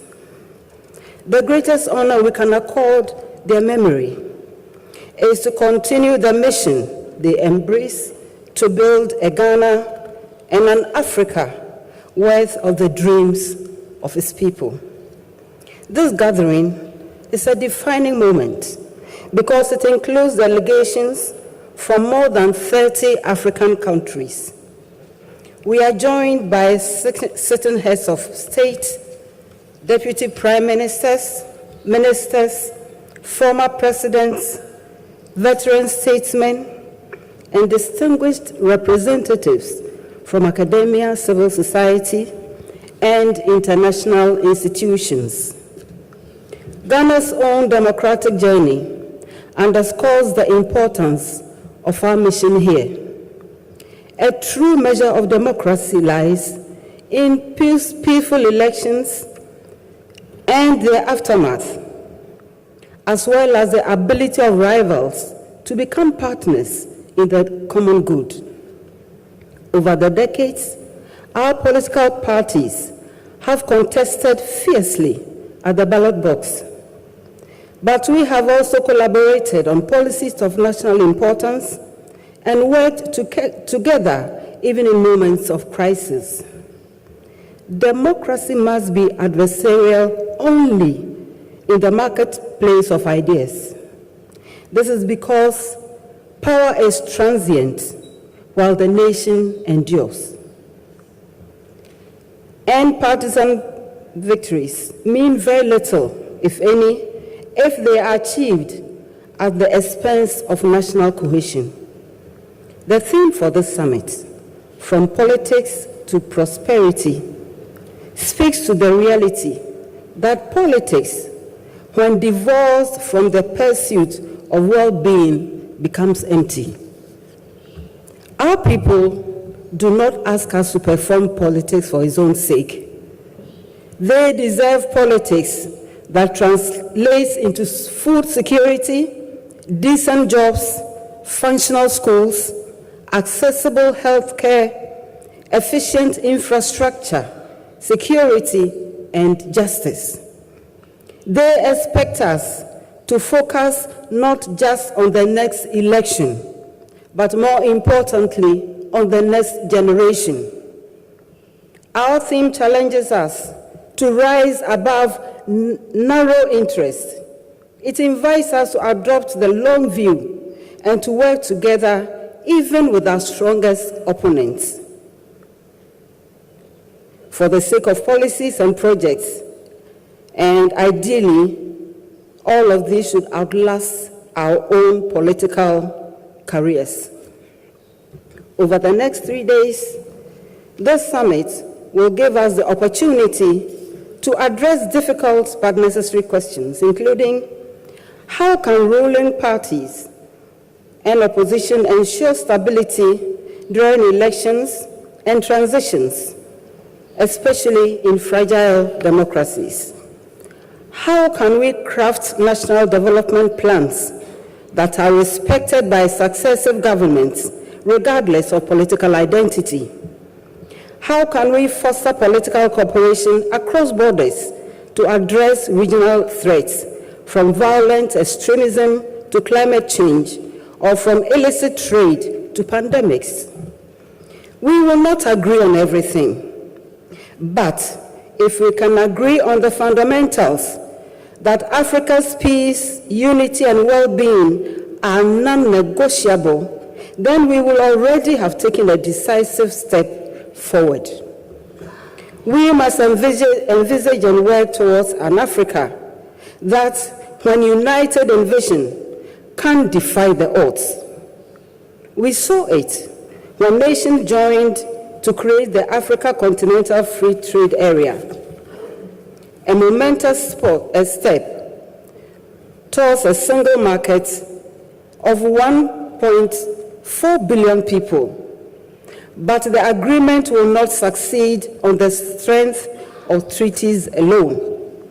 It requires the political will across party lines to harmonize policies, remove barriers, and open opportunities for trade and investment. This is why this summit is important. We are here to signal that African politics can be more than a struggle for power. It can be a framework for progress. One of the most enduring legacies of this summit will be the official adoption of the implementation framework for the African Political Parties Initiative, that is the APPI, a platform to institutionalize inter-party dialogue, build capacity, and sustain cooperation.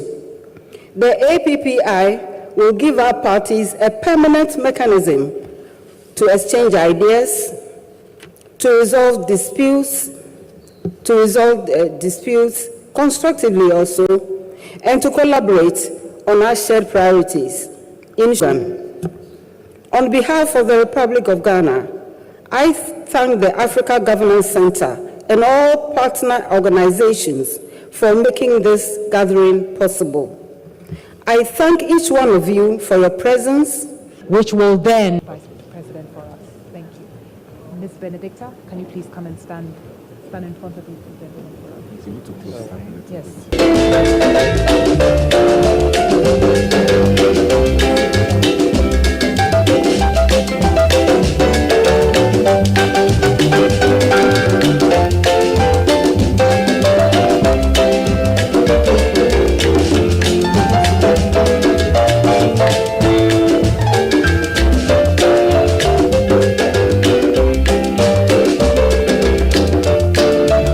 Very much.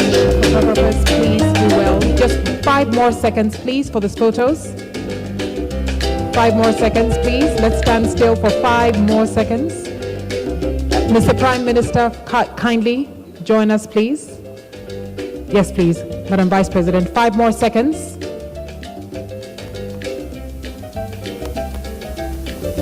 Thank you. Thank you very much. Please go back to your seats kindly with respect, humility. May I kindly ask you to go back to your seats for this last part where we sign an MOU with ICAPP and COPAL. Please take your seats. Please resume your seats. Distinguished ladies and gentlemen, respected speakers, excellencies, please resume your seats as we prepare for the signing of the MOU. If I may ask my colleagues to set the stage up for the signing of the MOU. Please remain seated for this last part, which will be followed by the national anthem of the Republic of Ghana before Her Excellency the Vice President departs. So please regain your seats. Please remain seated for the signing of the MOU between COPAL and ICAPP, after which Her Excellency will depart. Please remain seated. Please remain seated.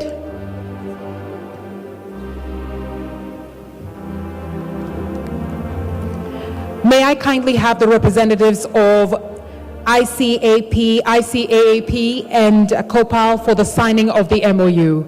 Representative of ICAPP and COPAL for the signing of the MOU. May I have the representatives of ICAPP and COPAL for the signing of the MOU. Our colleagues will assist with this momentous occasion.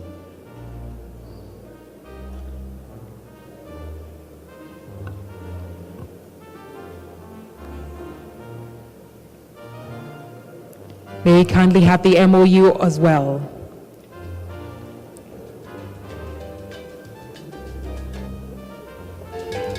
This is a great moment for political parties around the world. If we can kindly have our special signatories.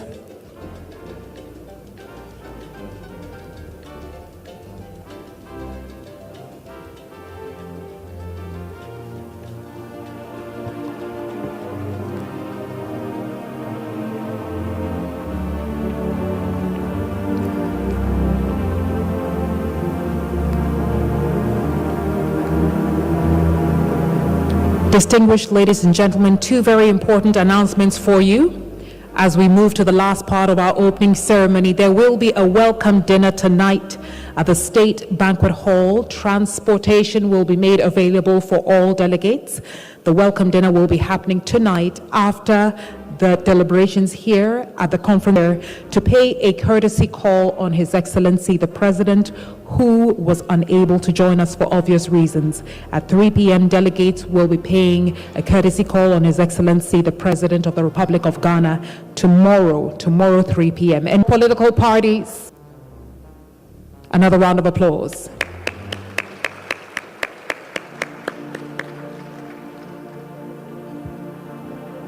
ICAP taking their turn to sign their MOU with the African Government Shared Learning to move the continent forward.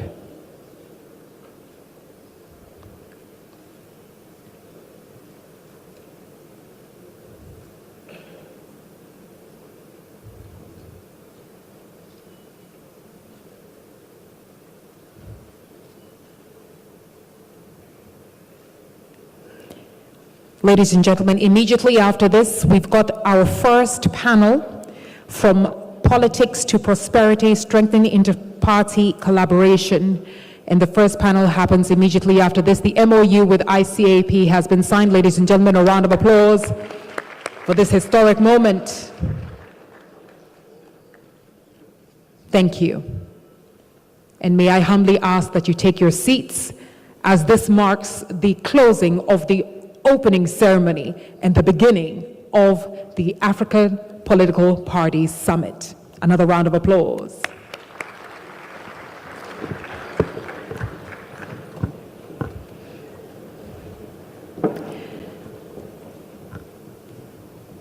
Ladies and gentlemen, in alignment with what was previously announced as paying tribute to our fallen heroes, in alignment with what was previously discussed, as using this opportunity to establish what our fallen heroes would have wanted us to do, we kindly ask and humbly ask for your eyes for 45 seconds as we take a look at this video.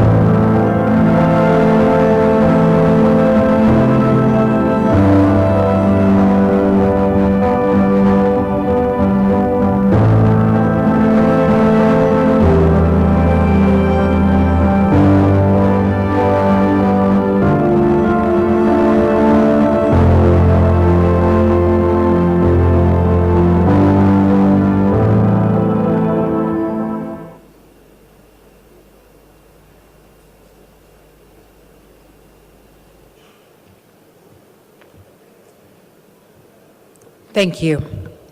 And now, ladies and gentlemen, in a few minutes and a few seconds, we will be moving into our first panel discussion, From Politics to Prosperity, Strengthening Inter-Party Collaboration for Africa's Development and Economic Transformation. And while our team gets ready to set it up, I would kindly like to ask for a choral performance from the Envoys Choir, who are here today to provide us with not only a soundtrack to our lives today, but with hope and inspiration. Envoys Choir, thank you.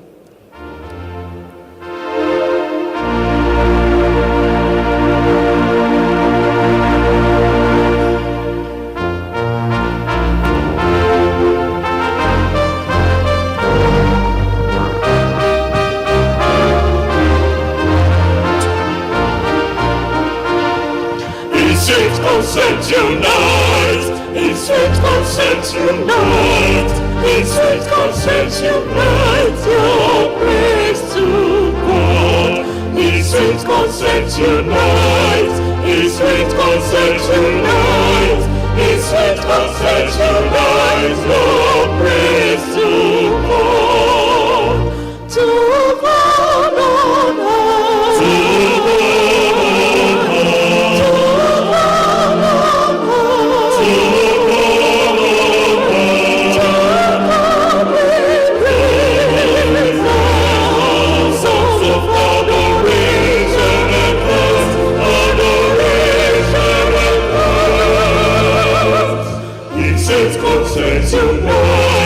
His sweet consent unite, His sweet consent unite, your praise to God.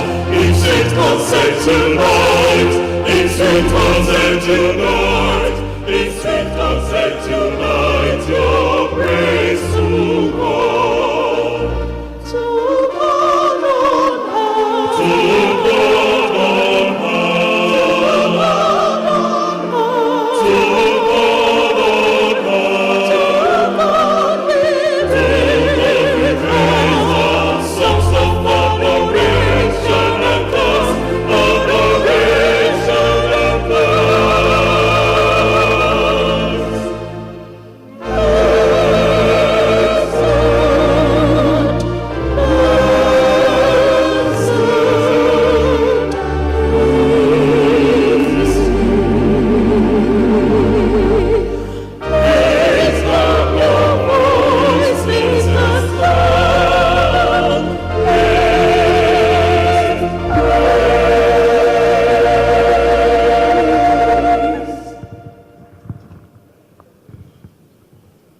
Thank you, Envoys Choir. And now, ladies and gentlemen, a cultural performance that depicts the culture, the beauty, the history, and the power of Africa.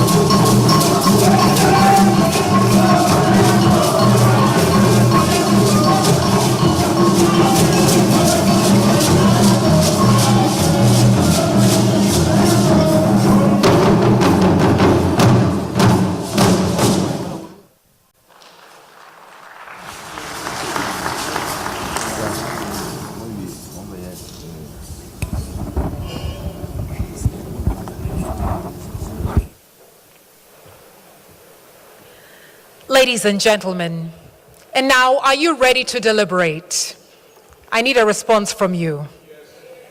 We're ready to change the continent of Africa. I need a response from you.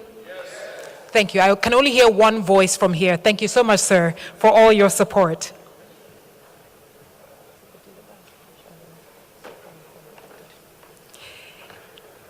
When we knew that His Excellency the President will not be able to join us, it was heartbreaking, but definitely not as equal to the heartbreak that the nation went through.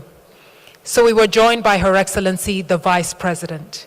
But when we were told that the President of Sao Tome was going to join us, that pain and that void was suddenly filled. And so we get to have a president in our midst, which is a great, great honor for us. Ladies and, yes, a round of applause. Ladies and gentlemen, from politics to prosperity, strengthening inter-party collaboration for Africa's development and economic transformation. Before the panel joins us on stage, it is with great honor, respect, and indeed, a lot of what I would like to call admiration, for me to call to the podium to share a few words.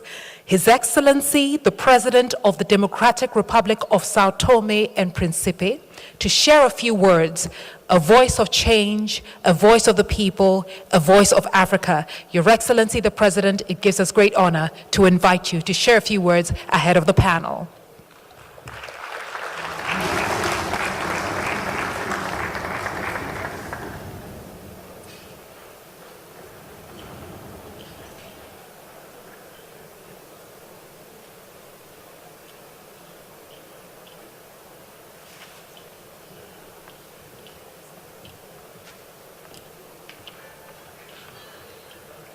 Please have a seat.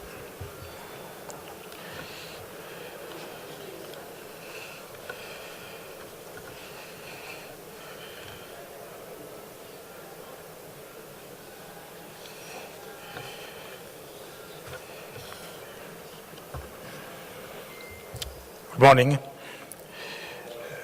Firstly, I would like to once again join my voice and extend my deepest condolences to all the families, friends, authorities, and people of Ghana for the tragedy happened last week that cost the life of 8 African sons serving their country, Ghana.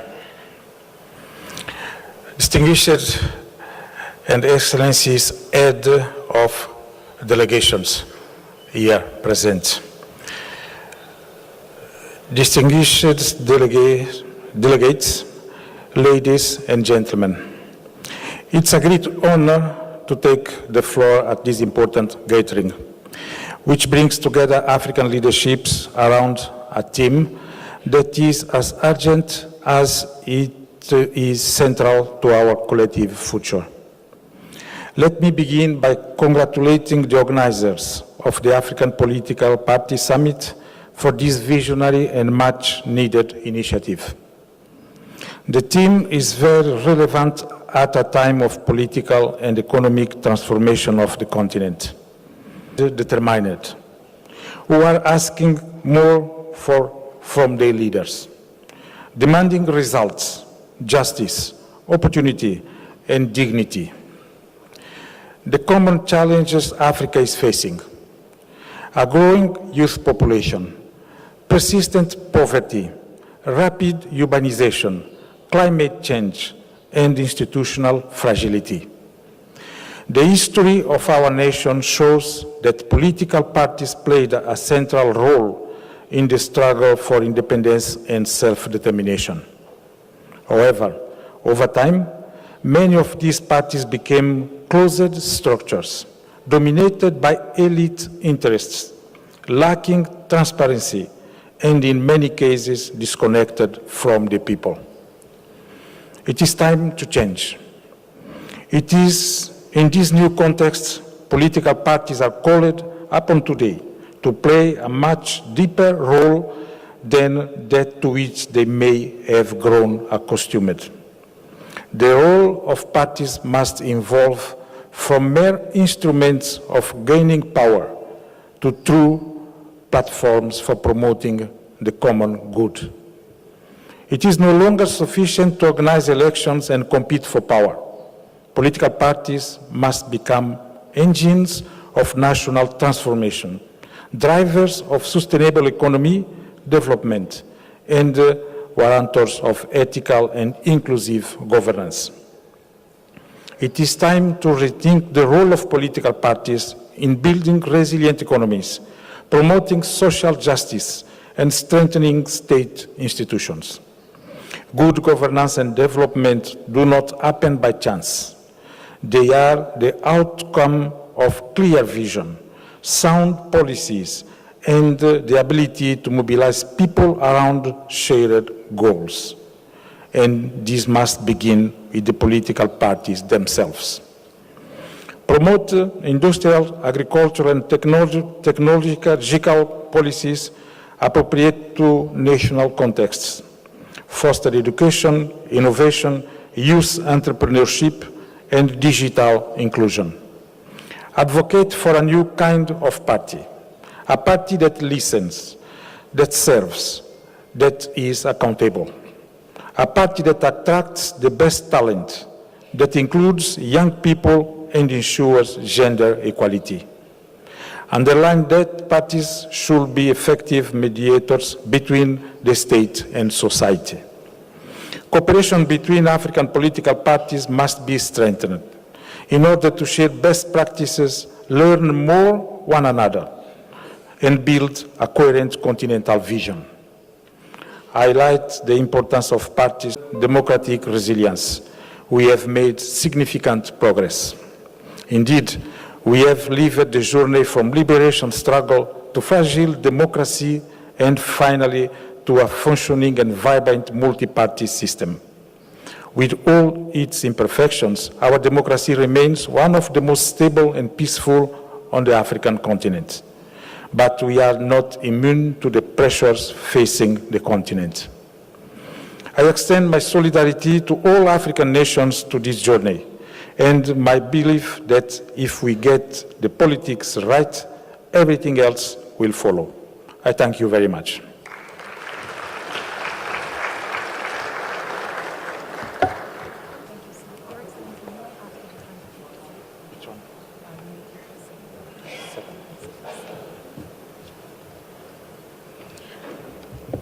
As Excellency Villanova has taken the seat, I would like to now also call on Excellency Ibrahim Adem Farah to join us on this panel, Deputy Prime Minister, Ethiopia, and Vice President of the Prosperity Party, and also to call Excellency Jeff Radebe, please join us, Special Envoy of President Cyril Ramaphosa, please join us. Kindly also, can I have the former Prime Minister of La Côte d'Ivoire, Excellency Pascal Affi N'Guessan, if you are here, kindly join us. And Your Excellency Martin Segele, former Prime Minister of Central African Republic, to join us on the stage. Thank you very much.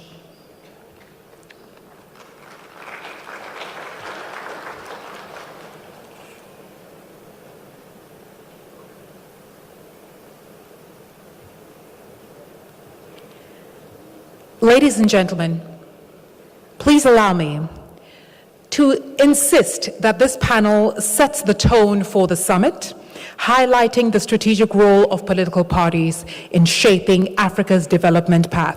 And once again, the title of the panel is From Politics to Prosperity, Strengthening Inter-Party Collaboration for Africa's Development and Economic Transformation.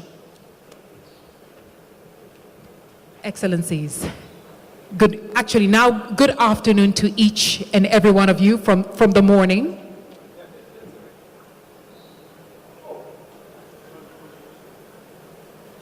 Thank you very much. All right. Excellencies, you're welcome to this conversation, which I promise will be short and sweet, as I know many of you have a few courtesy calls to pay. I'd like to start off with an umbrella question, if I may. And the question is, how can political parties be positioned so that they can champion long-term national development plans and not just electoral agendas. Excellency, we'll start off with you. Thank you. Thank you very much. The question, as you said, is a real umbrella, and it crosses all the political parties. Let me start saying there is no democracy if there is no political party.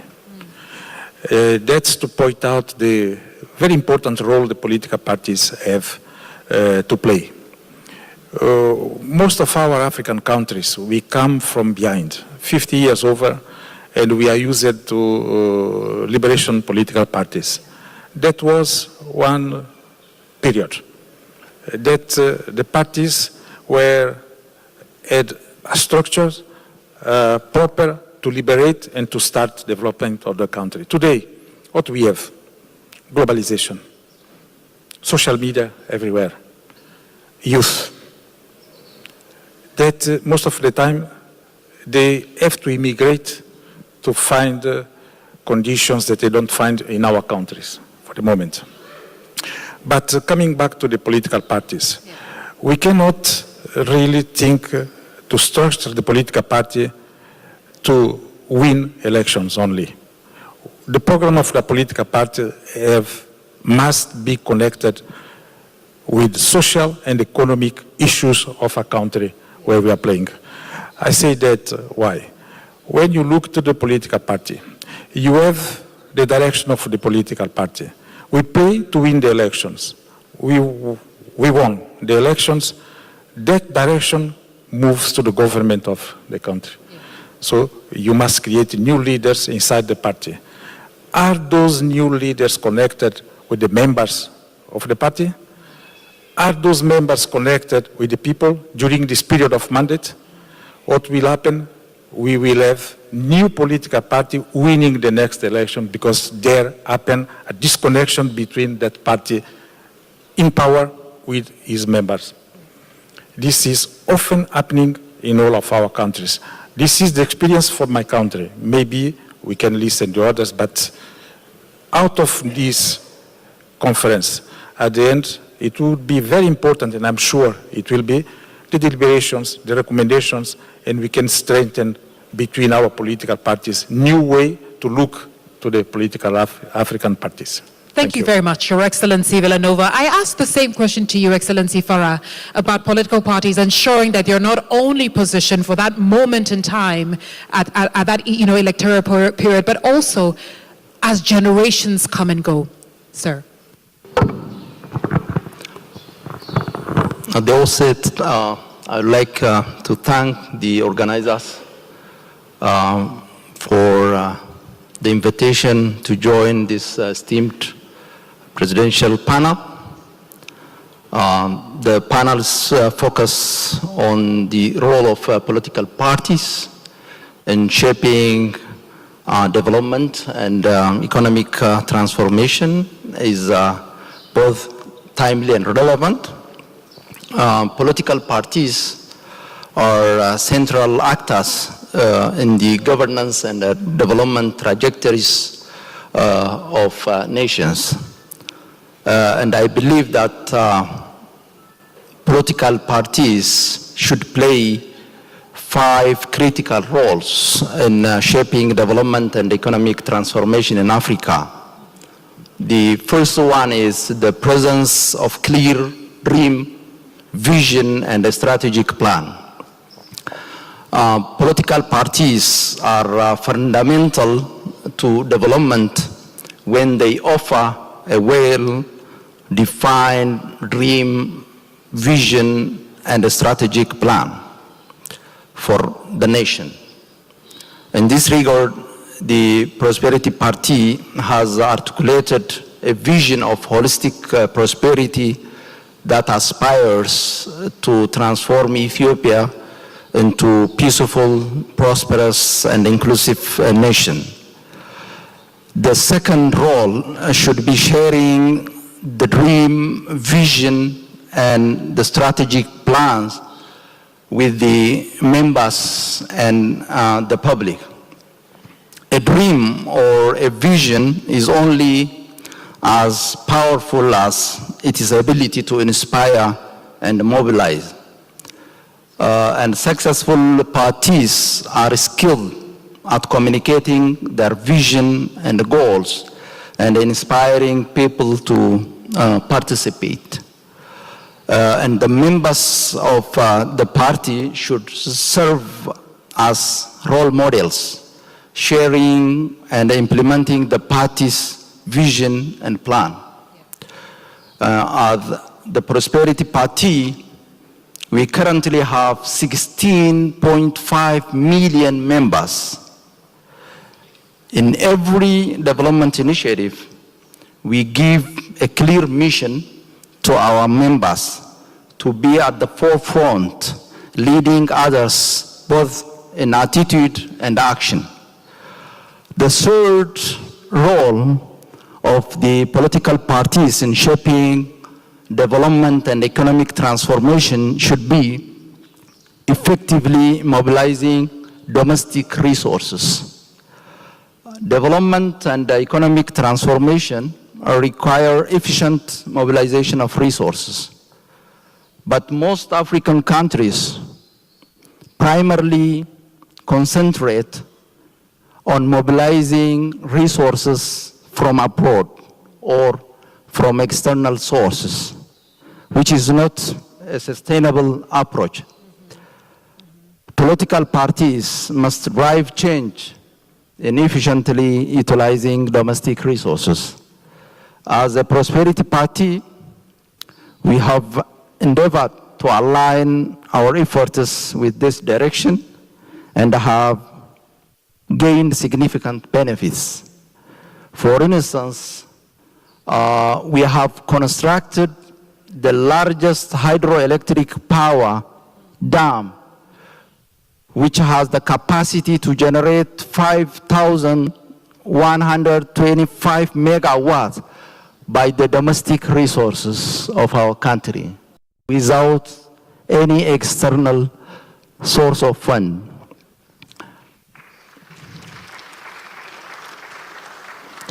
And it's currently near to completion.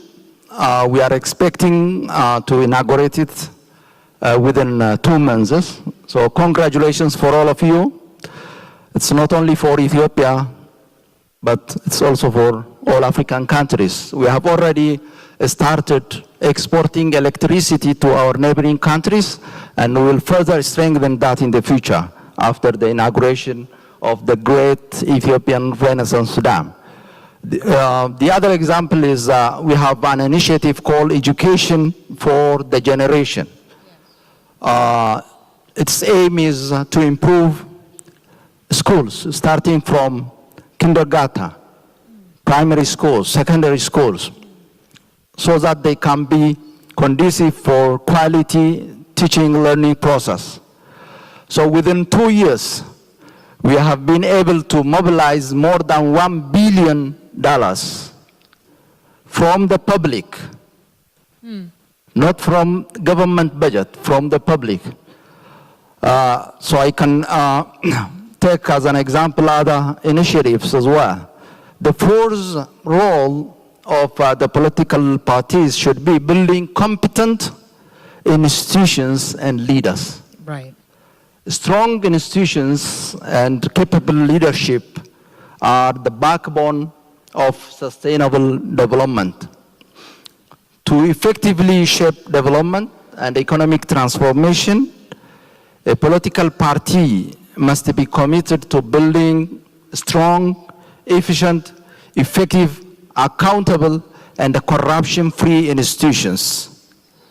Taking this into account, Ethiopia has been implementing institutional reform, including civil service reform, and we have been continuously providing trainings to our leadership at various levels of administrative tiers and the civil servant as well. The fifth role of the political parties should be ensuring effective synergy and cooperation and collaboration for common goals, both domestically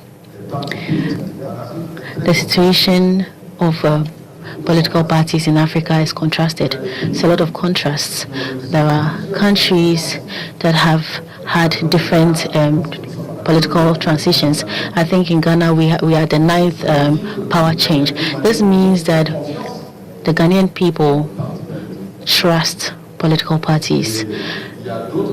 And there are other countries where political parties themselves or the environment has made it that political parties today are faced with difficult situations. And for all of us who are in this room, I'd like for us to remember that we've always believed in political parties. You know, in Niger, the junta has taken over, and for 2 years, the former president is imprisoned in his basement with his wife.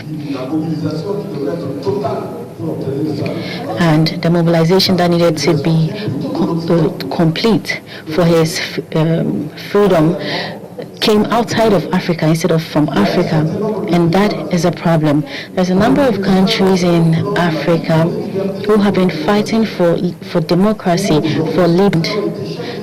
Some have been imprisoned just because they post certain things or say certain things about the junta. For example, they say there was one who said that he visited the prison and he found an opinion leader who has been imprisoned, and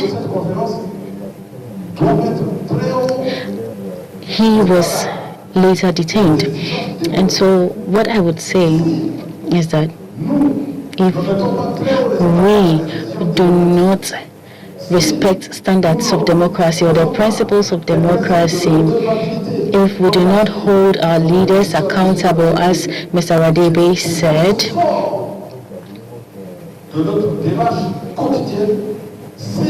if we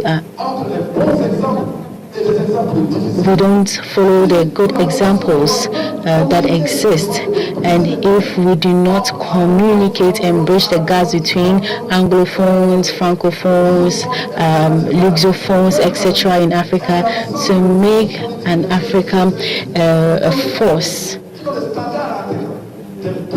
with objectives to meet, then the African people will lose their trust. When I arrived in Ghana, I met someone yesterday, and he told me that in this country, someone won the elections with more means that he was able to regain the trust he lost. As we say in the Francophone world, it's not about love, it's about the proof of love. And so, seriously, we need different countries and different political parties in order to give hope to the youth and to women, because the youth and women are the majority of they represent the majority of our population. And finally, I would like to say that women are 50% of our population. So if you take this 50% and you take the youth, this means that political parties, in order to gain trust or regain trust, they need to respond to the expectations of women and youth. Thank you.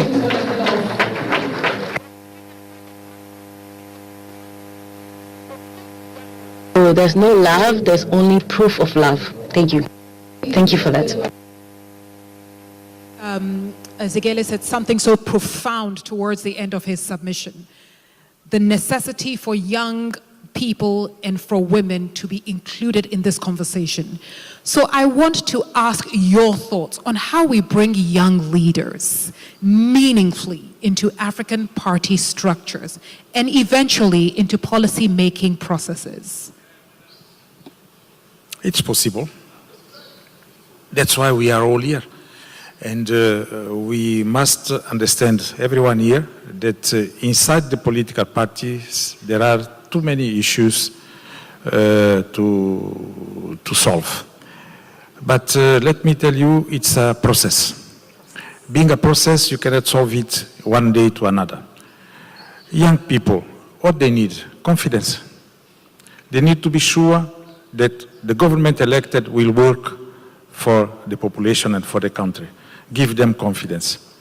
Women, if you don't empower the women in Africa, you will not have the domestic economy progressing and helping the country. We must empower the woman. But how the women come to politics, it's cultural, it's difficult in Africa. I will share my experience in my country. In my office, a bit more than 50% of my cabinet are women. We achieve. But in the parliament, we approved a law, 60%, 40%. But we did not achieve a bit more than 20%. Why? How can women come to politics? In the political party, you have long meetings over the night. Do you think a woman, mother, spouse, she will attend these meetings? Sometimes. But she will not be a complete part as a member of the political party. How can she be elected deputy in the parliament? How can you achieve the 40%? It's very difficult. So I think we have to empower the woman economically, socially, and politically. If not, we will not achieve. The same with the young people. Youth needs confidence and opportunity. But when inside the political party, it's not, the real world is not strange for anybody here. You face tendencies. It starts by a small group of friends. They are together inside the party. This small group of friends, if that political party is in power, it becomes a small group of interests. Yeah. Being a small group of interests, those who are not in that political party are outside. Being young or not, they don't have the same opportunities. So this is one of the things I would like to be discussed here. And in the debate, we see that the political parties should not work the program just to win elections. They must make it connected with the society, socially, economically, and make a program that they can stay there. To finalize, in my country, we celebrate 50 years independence last July 12, and we have an experience of democracy of about 36 years in democracy. Every parliament mandate is 4 years. It means that we are almost about 9 mandates. There is not one political party that repeated his mandate. Every time we are in cohabitation, we are changing the political parties. That's why, as soon as I said in the first question, you get in power, you disconnect from your party members and from the population. And all of us, we know that the political members and voters, they shift from parties. It's not a question of ideology. They shift because of lack of opportunities and other things. Thank you very much. Thank you so much, Your Excellency. And unfortunately, in the interest of time and conscious of where our leaders have to be right after this, I'm going to ask one last question for all of us to answer. Now, if each of you were to mentor the next generation of party leaders on the continent of Africa, what is one principle you would ask them to uphold above all else? Your Excellency Farah, we'll start off with you, and then we'll end with Excellency Villanova when this round is done. So I'll ask the question again. It's the one last question to all of you. If you were to mentor the next generation of party leaders in Africa, what would be the one principle you would ask of them to uphold above everything else? Your Excellency Farah, you may go ahead.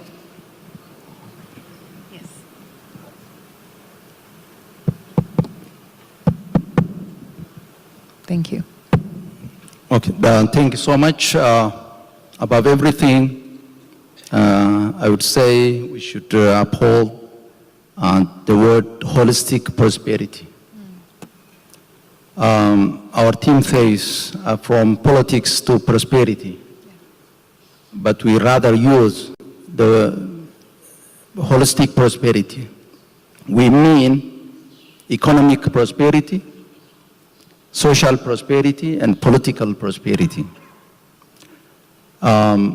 Social prosperity is about quality services, including education and other social services, and social justice. So if we work on this, I hope we can build the capacity of the youth so that we can get a very capable and strong leaders in the future. When we say economic prosperity, we mean ensuring shared prosperity for all. When we say political prosperity, we mean strengthening multinational unity, enhancing or building constitutional democracy, and ensuring positive peace. Positive peace is different from negative peace. And when we say social prosperity, we should also consider building the capacity of the youth. So for this, we need to do three things. The first one is we should focus on education by providing quality education for our youngsters and incorporate democratic values in the curriculum so that they can internalize democratic values and principles starting from early childhood. The second one is to provide continuous training to the youth. And the third one is to give an opportunity to lead. They shouldn't be only future leaders, but we need to engage them to ensure holistic prosperity. So I think we should say again and again, we African political parties should commit to shared prosperity over partisan gain, building legacies measured not in out to their country for few pieces of silver, but dedicated patriots who must take Africa as the #1 priority. Thank you. Thank you so much. Excellence Sigele.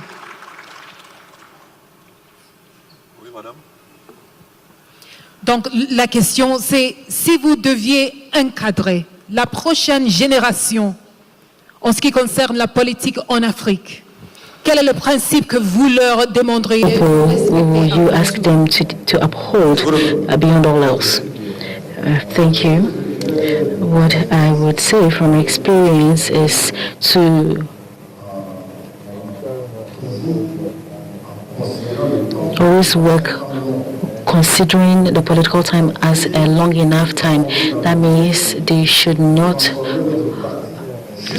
transform their political parties into an electoral machine, but to work on long-term programs. They need to work for the long term. But I would also like to reiterate the fact that we do not need to build illusions. No political party in any country can ensure prosperity alone. And that is why I would like to tell the youth that if they have to retain one word from everything I'm saying, they need to always take into account African integration. Look at what is happening in the United States today. They are inviting countries individually. They're saying, I want iron from you, I want gold from you, I want bauxite from you, I want, and then you go, and then the next day they call someone else and then they tell them, I want this from you. But Africans are not asked, what do you want for Africa? And so, what our founding fathers said, what President Kwame Nkrumah said, and we are here in the capital of the country where Nkrumah was born. And if we need to retain one thing, it is that no one will be able to prosper alone. And so the agenda, the vision of the building of the United States of Africa needs to be the combat, the fight of the youth, and even those of us who are old, because there's no other way. We are 54 countries in Africa.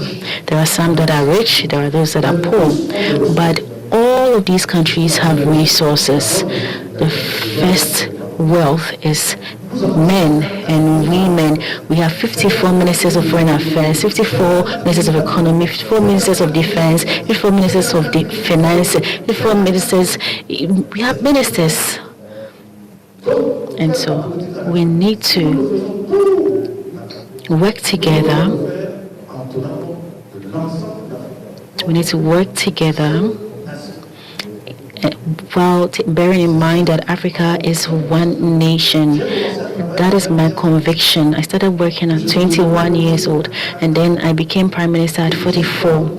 And I've been in the opposition since 2005, and I've been fighting to ensure that we are able to improve leadership. But what do we observe today? We observe that there are so many countries in Africa where there have been different power changes. There are different countries where the simple idea of saying no or being in the opposition is unbelievable.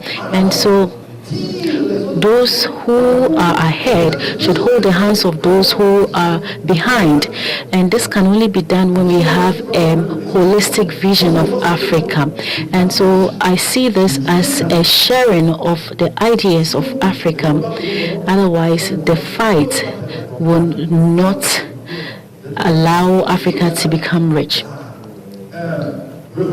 Say Ghana has a GDP, it's a certain amount of GDP, and Togo or Burkina Faso, neighboring Togo or Burkina Faso, has another amount in terms of GDP, and that of Ghana's is higher than those of the neighbors. You realize that Ghana will have a problem because those neighboring countries will do everything possible to come to Ghana to seek greener pastures. That is what I'd like to, this is the message I'd like to leave to African youth. Thank you.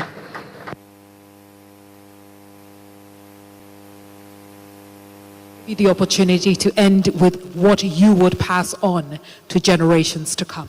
Thank you very much for this opportunity. Definitively, the new generations of political parties in Africa must change.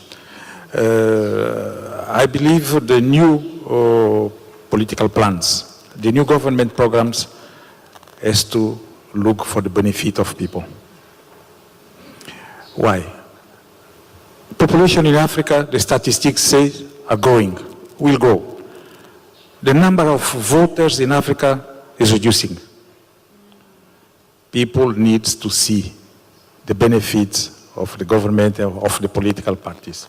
So I conclude saying people matters. For the next generation, look to the people and make things for them. Thank you. Ladies and gentlemen, I have had His Excellency Carlos Manuel Villanova, President of the Democratic Republic of Sao Tome and Principe, joining us.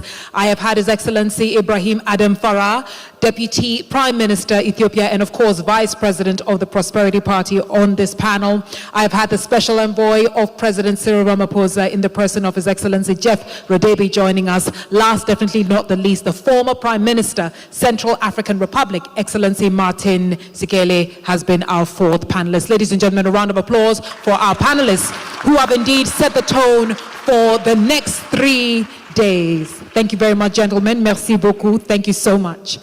We have to take a photo, gentlemen. Please center stage for a photo. Madam Benedicta, if you could kindly join our esteemed panelists. Yes, please do that.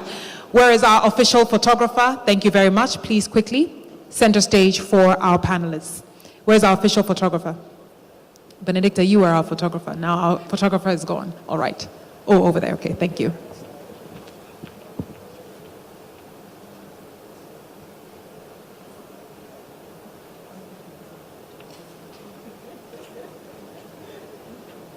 Thank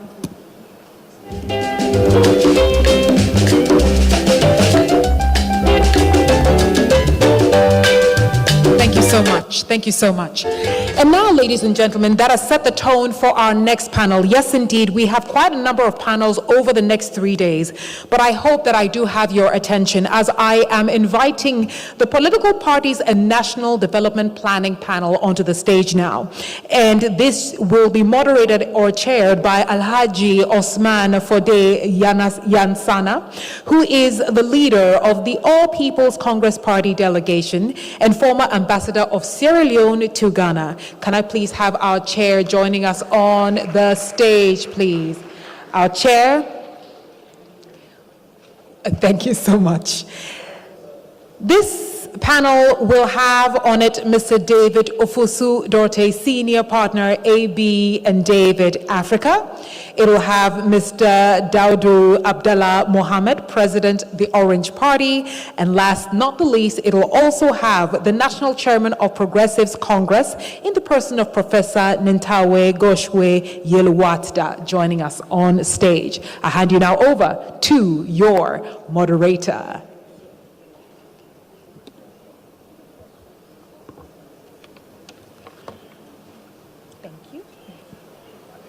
Yes, they are. Maybe you can move to the center as we don't have to. You are the one. Okay, I think keep that. But they're still joining. I think that's much better.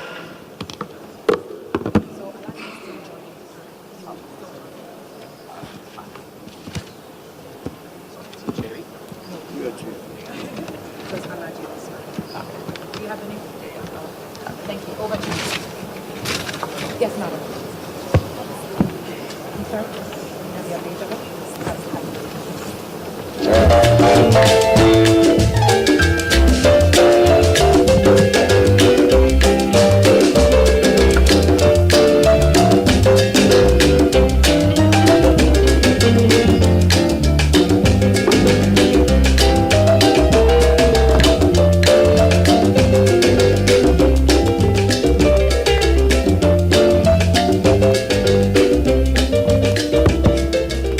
Thank you so much. This is our second panel discussion, and the theme of the panel discussion is political parties and developmental planning. It's much related to the one we did previously, our first panel, but this one will also expand our level of understanding on the role of political parties in shaping developmental planning that expands to their national horizon, to national integration and even global development activities. So we are going to have about 4 speakers today.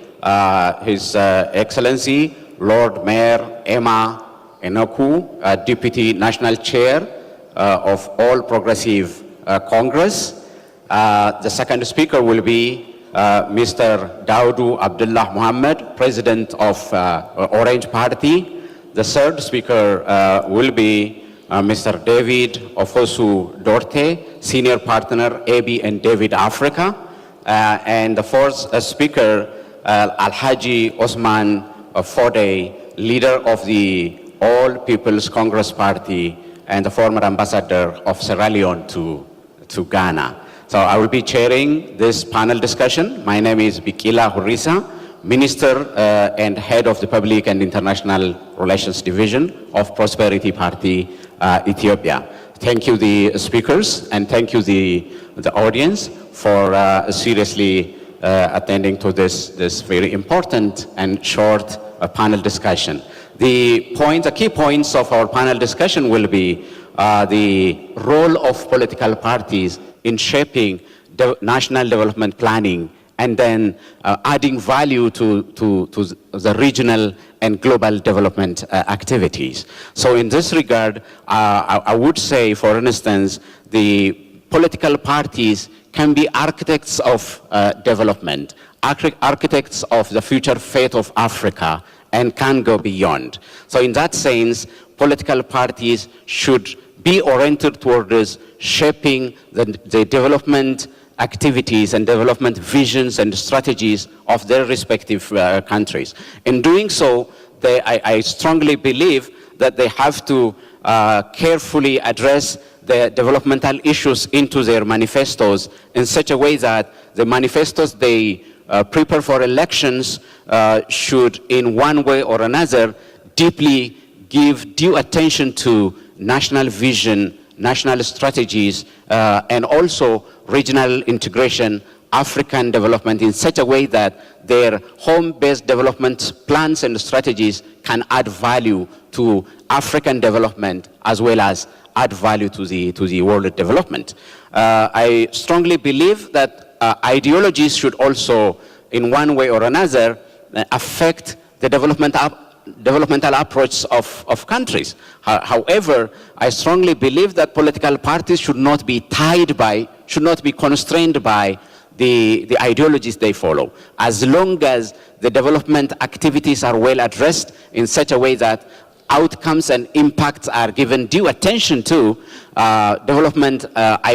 Political ideologies should not constrain political parties. Particularly African political parties are seen to be affected by the ideological lines they follow that in one way or another affect the development approach that they implement.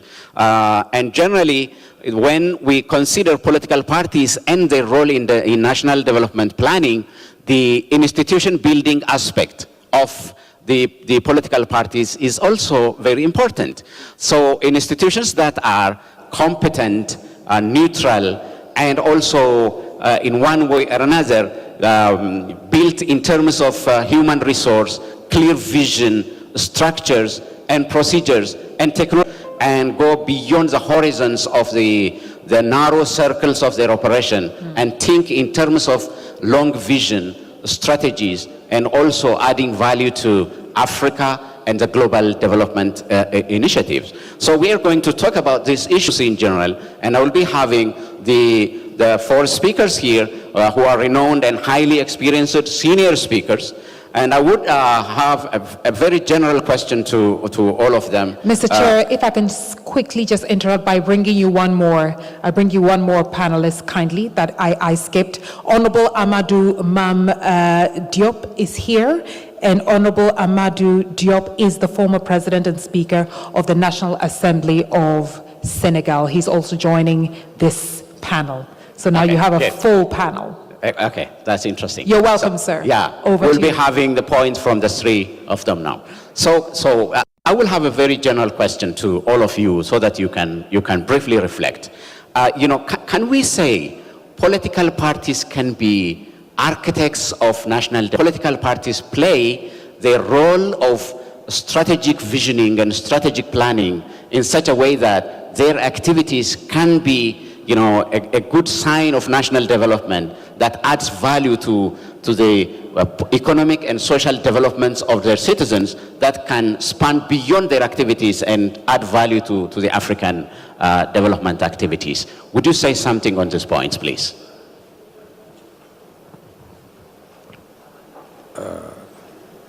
I speak here on behalf of a party, the All People's Congress Party, which is the current opposition party in Parliament, Sierra Leone. Let me start by conveying on behalf of our party deep condolences to the families of the helicopter crash victims and to the government and people of Ghana for this tragic loss. We share in your sorrows. Let me also say that political parties are vehicles for getting power. For us in Sierra Leone, it is clearly defined in our constitution that political parties are intended to shape the destiny of the country, to also ensure that they participate in elections, both national and local, So in the process, political parties have their own manifestos. They have their own philosophies expressed in those manifestos, their visions, etc. But it also comes to the point where development of the country, the sub-region, is mandatory. You do narrow down your perception of what development is within the confines of your manifestos. The country needs development. Therefore, we believe that all the political parties should ensure that development takes precedent, national development takes precedent over the narrow manifestos they have presented to the people. In our own case, we all know the difficulties accessing our airport. We had a project, a plan that would have provided an easy access to the country. In the center of this country, there was a plan to establish a new airport. But the government that succeeded us changed the plan and decided that they would rather provide a bridge from the city to the airport. It failed woefully. So what we are saying is that in Parliament, maybe the best thing is for political parties to come together and establish a national plan that will be supported by Parliament so that any incoming government will be unable to make any changes that will affect the development of the country. When we came to power 10 years before this government, the current government, we ensured that all the ministers stayed in place for at least 3 months so that incoming ministers will learn from what they would need in their new offices. So there was a smooth transition. And in the process, we ended up in moving ahead and not looking backwards. Any development that took place after the Civil War was done through us. Then followed these 7 or 8 years, there has been very little development because changes were to be effected to ensure that what we had done will fall down. We are asking that the manifestos are important. They are mandates of the political parties. But the development of the nation should supersede any narrow development aspirations inside the manifestos of the various political parties. So to the best of our understanding of this topic, we believe that Africa needs political education. We need to educate ourselves to ensure that at the end of the day, we provide leadership in a fast developing continent.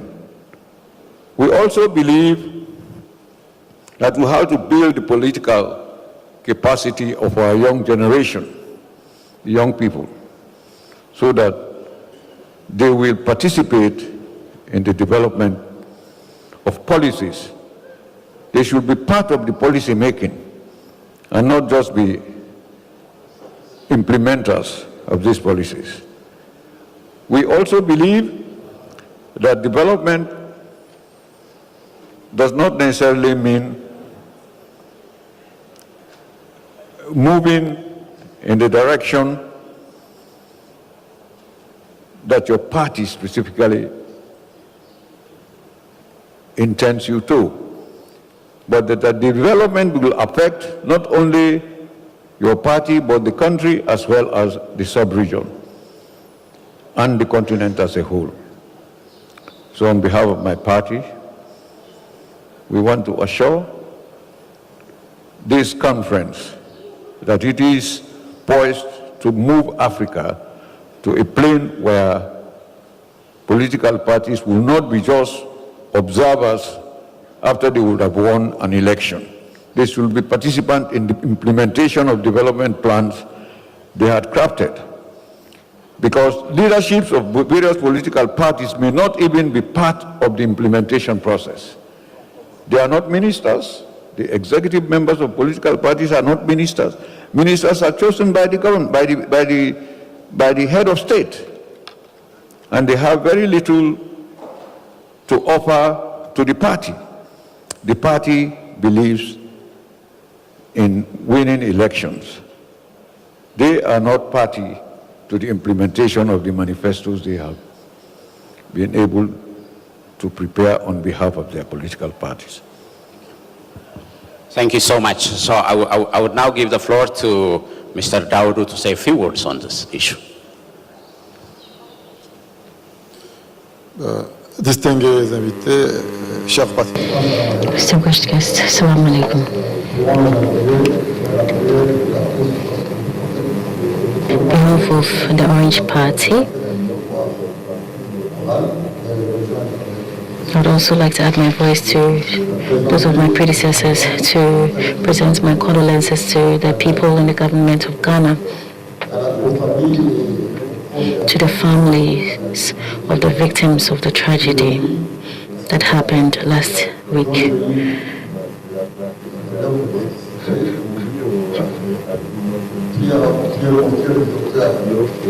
Are not well governed. There is a constant tension between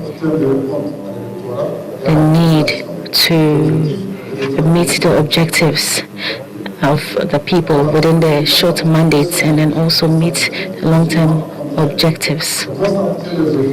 Usually efforts are focused on short-term activities to the detriment of medium and long-term ones.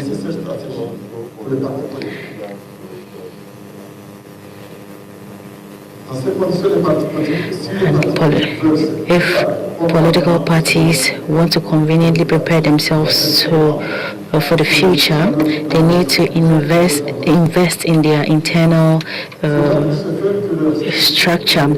Their structures and their processes need to reflect the political landscape, which is constantly changing. This means there is a need for an assessment of the environment, political environment, in order to adapt to the changes. Political parties need not present themselves as parties without vision. Political parties need to adapt themselves and transform themselves in order to meet the needs of their citizens. Otherwise, they will be ousted, or they risk being ousted. They also need to take into account social media and other technologies that help the citizens to express themselves. These tools are very important, yet they can also pose problems to political parties if they do not adapt. This is why there's a call for political parties to quickly adapt to new ways of working. The use of a roadmap and a step-by-step methodology is an approach that will help political parties to build their organizational capacities and adapt their decision-making in order to gain the trust of citizens and improve their own image. They need not to be seen only as an electoral machine, but also an instrument of good governance. The process of planning needs to be carried out very well. There is a need for strategic planning where political parties define short-term, medium-term, and long-term activities that are attainable.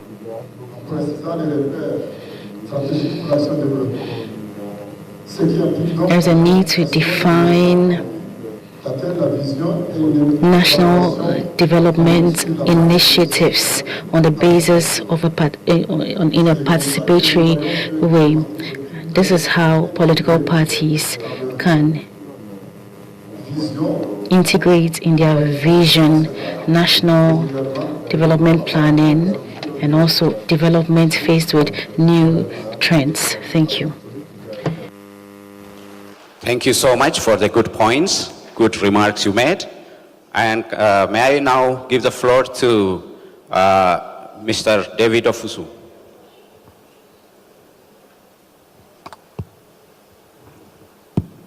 Thank you very much. I represent the national chairman of the All Progressives Congress in Nigeria, Professor Ntawe Iwada.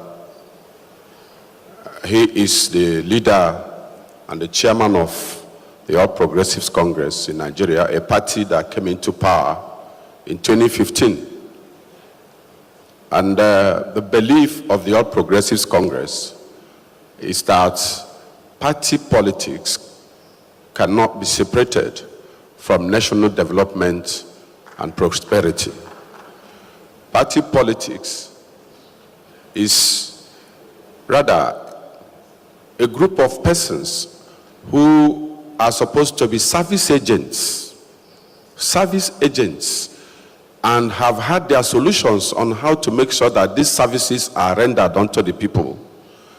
And they now, because they are people with identical formula on how to solve the national problems, they form themselves into a party, and they give the solutions they call a manifesto or their ideology on how to solve these issues, on how to solve the national challenges and problems, and that way they will be differently identified. As you have parties, different parties. In Nigeria, we have the People's Democratic Party, we have the All Progressives Congress, we have the National Development Party, we have all these parties. And how the electorate identify them is by their manifesto, the promises they made on how to solve the challenges and problems of the country. And once the electorate look at their manifesto, they will be able to say, okay, these are the ways they are going to solve our challenges. These are the ways, and that gives them opportunity on how to select the party they want to be in governance, so that they can know how to solve those problems.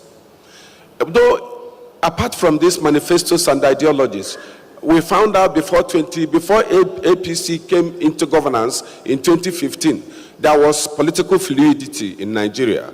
All parties there was no ideology, there was no manifesto. Because everybody, whether you are in party A or B or C, you can move from one party to the other in the night and contest the election the next morning without even being identified into any political ideology or manifesto. And this is what APC, when they came in, they said, no, they want to distinguish themselves from this. We want to be known with manifesto. We want to know with our ideology. We want people to know what we have come to do in governance, so that at the end of the day, people will be able to highlight the achievements of the APC or our party. And when we came into power in 2015, the APC introduced what we called the Progressives Institute, because they knew that the problem of governance was nobody was educated about the issue of governance. Somebody will move from PDP to APC and contest election. He doesn't have nothing concerning him with the manifesto of APC. So the Progressive Institute was introduced so that leaders will be able to be educated on the manifestos of the party. Leaders will be able to go through what it takes to be a leader and the do's and don'ts. They will know how to cross the T's and dot the I's in leadership. That was the essence of the Leadership Institute, the Progressive Institute that was introduced. And this Progressive Institute will take leaders, those who are supposed to contest elections, are supposed to go to spend some time with them in learning the art of leadership, in service delivery, which is uppermost in the issue of leadership, service delivery. People who want to lead are supposed to be service delivery agents, and this is what they are taught in the Progressive Institute. Again, political parties are supposed to be like a family, people that understand themselves, and you are supposed to know members of your family. You're supposed to know the professions, the different professions, the needs of the professionals, the needs of the youths, the needs of the women, the needs of all the categories that make up the political party. And to make sure that this is enhanced, we introduced what we call the e-registration. The e-registration exercise is the electronic registration exercise. It is an electronic system of registering people where the biometric of every member of the party is contained, so that each time you want to get in touch, you want to convene a meeting, you will simply go to your tablet, your phone, or your laptop and put in the keywords, and all the members, their profession, their location, and every information you would need about them will appear. It helps you to run the party as a family, especially members of a ward, members of a unit, members of a local government. With one hand, you can look at them and see when you want to convene meeting, simple, go put in the listing and put the invitations, everybody will come. And it makes the political party, we are trying to see that the political party is run like a family, so that everybody will be involved in the process of governance. You know, people who are in leadership are supposed to attend meetings once they are called meeting, whether you were a minister, whether you were a president, whatever office you occupy. Once there's a meeting you attend where people will sit down as a family and talk to you. If there are areas they feel you are not getting it right, because you are representing the interest of the party, people will talk to you. These areas, we don't understand it. These areas, we don't understand it. And that was the essence of the e-registration, so that everybody will have opportunity to indirectly contribute to the governance of their governance of the country and their affairs. Apart from that, the APC, to make sure that people are very involved in the governance and the prosperity of the country, during the elections, women are given free forms. They give women free forms so that they can participate. Not only they give them free form to participate, they also escalated a bill to the National Assembly. The bill is to make sure that women have what we call free seats. Considering the cultural limitations that our women experience in Africa, they can never contest or compete favorably with men. So the APC said the easiest way to make sure, but the largest population of our country, that is the women who are denied participation in governance, the only way to make them to participate was to make sure that we give women free seats, some number of seats that are free for women alone in the government, so that in the National Assembly, that free seat will give the women opportunity to bring in their persons, the people they feel that can represent them in the National Assembly, so that they have say in the discussion of the affairs of the country. You know, so apart from giving them the free forms to come and contest elections, contest free nomination forms to contest elections, we also escalated a bill to the National Assembly for women to have free seats, both in government and the national legislature. Then on the issue of youth, we are very aware that the youths, because of limitations of the finances, we cut down the cost of nomination forms for the youths to 50%. If the privileged people are paying 100% for a form, the youths pay, they cut their own down to 50%. This is to allow youths purchase forms and compete favorably. Apart from giving them 50% slash, the party also encourages them in making sure that some funds are made available. The funds are made available for them to contest favorably in the election. And the president to also encourage our president of the Federal Republic of Nigeria, our present president, who is President Bola Ahmed Tinubu, GCFR, also provided what we call the free students loan. Sorry, this student loan will make indigent people who cannot pay their fees to be able to go to school at all levels, and at the end of their schooling, they can start liquidating these loans, so that it will not be lack of funds that denied you education. In that context, in that way, people will be able to have education to participate in the government of their country. So our party, the All Progressives Congress, makes sure, because the major thing that guarantees participation of people in the government of their country is once they are educated, they have knowledge of what is happening. And we are aware of this, and we are going all the lengths to make sure that all spectrum of the society, including the indigent people,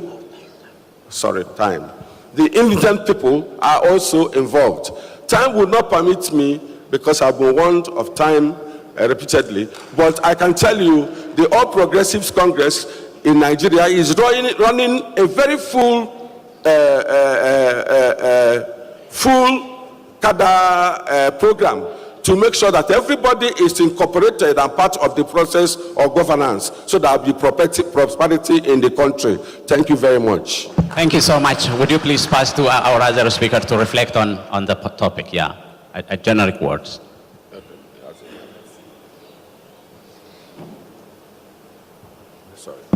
Merci, Monsieur Biquet. Thank you, Mr. Bikila. First of all, I'd like to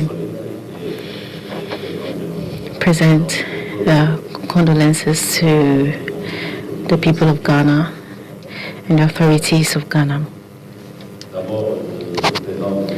I'm representing the APR, Alliance pour la République, party of the President Macky Sall, been in power since 2012 to 2024.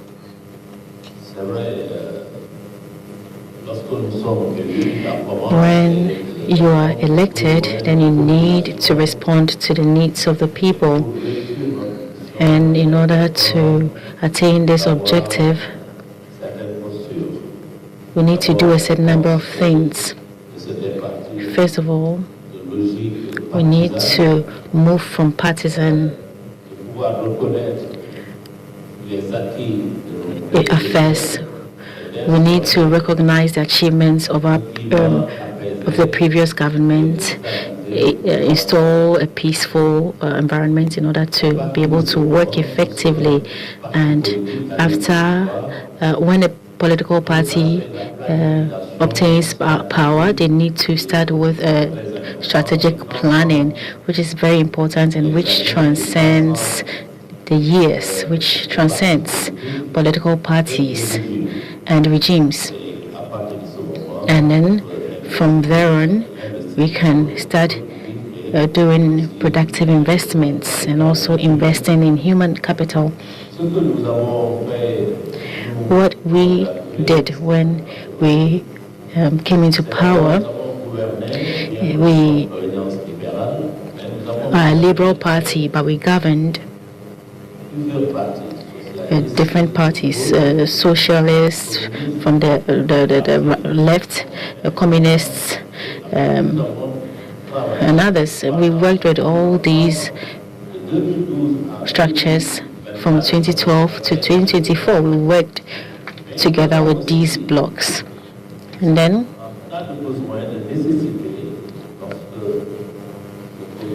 when COVID hit, we consulted, we convened dialogues, and we discussed with all these political parties. And this was done in order to better respond to the needs of our populations. We also implemented a plan which we call the Senegal Emergent Plan. The Senegal Emergent Plan attained a growth of more than 6%. Agriculture. And this led to food self-sufficiency. There was a need for stability, and we're able to ensure this thanks to the vision of the President Macky Sall. We also associated, sometimes the plan is not a particular political party's plan. It is a plan that was developed by the administration. And so I believe what is the most important thing is the medium and long-term plans. We had a plan for 2035 rather, and so the most important thing is to recognize the elements of this plan or these plans that exist. If there is a need for changes, these changes need to be made. For example, in our country and in many other African countries, after new regimes gain power, they ignore previous plans. And today all our indicators are in the red line. And we are in a difficult economic situation because we usually tend to ignore the achievements or the works of our predecessors. I think that we need to build on the achievements of our predecessors in order to attain or meet the needs of the people in order to ensure full development.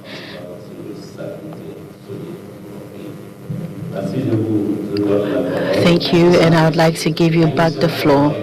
Empowering words. Thank you. Thank you so much. So I will now get back to His Excellency Al-Haji. So when you develop your manifestos, how can you, embed the issues of vision, national development, and agenda, AU Agenda 2063 into your manifestos so that your manifestos can, pass generations and add value to the developmental initiatives you plan into your government? Just like I said, development has to be cross-party, and one area they meet is Parliament, a project that will develop the country. Like I said, we were planning to build an airport in the center of our city, of our country, because accessing the present airport is a difficulty because we don't have the bridge as an option. But the government, in its own wisdom, when they came, they removed everything.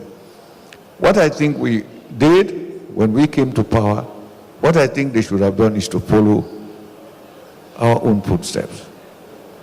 We made steps that were initiated by the previous government. And in the process, development did take place. So these plans are not to be one-sided. It has to be made by the political parties in power and those in opposition. This will create an enabling atmosphere for continuity and development.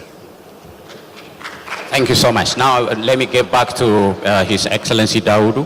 Do ideologies, political ideologies, shape the developmental approach that a political party would follow? So how can ideologies shape development lines and development approach? Can you say something on this issue?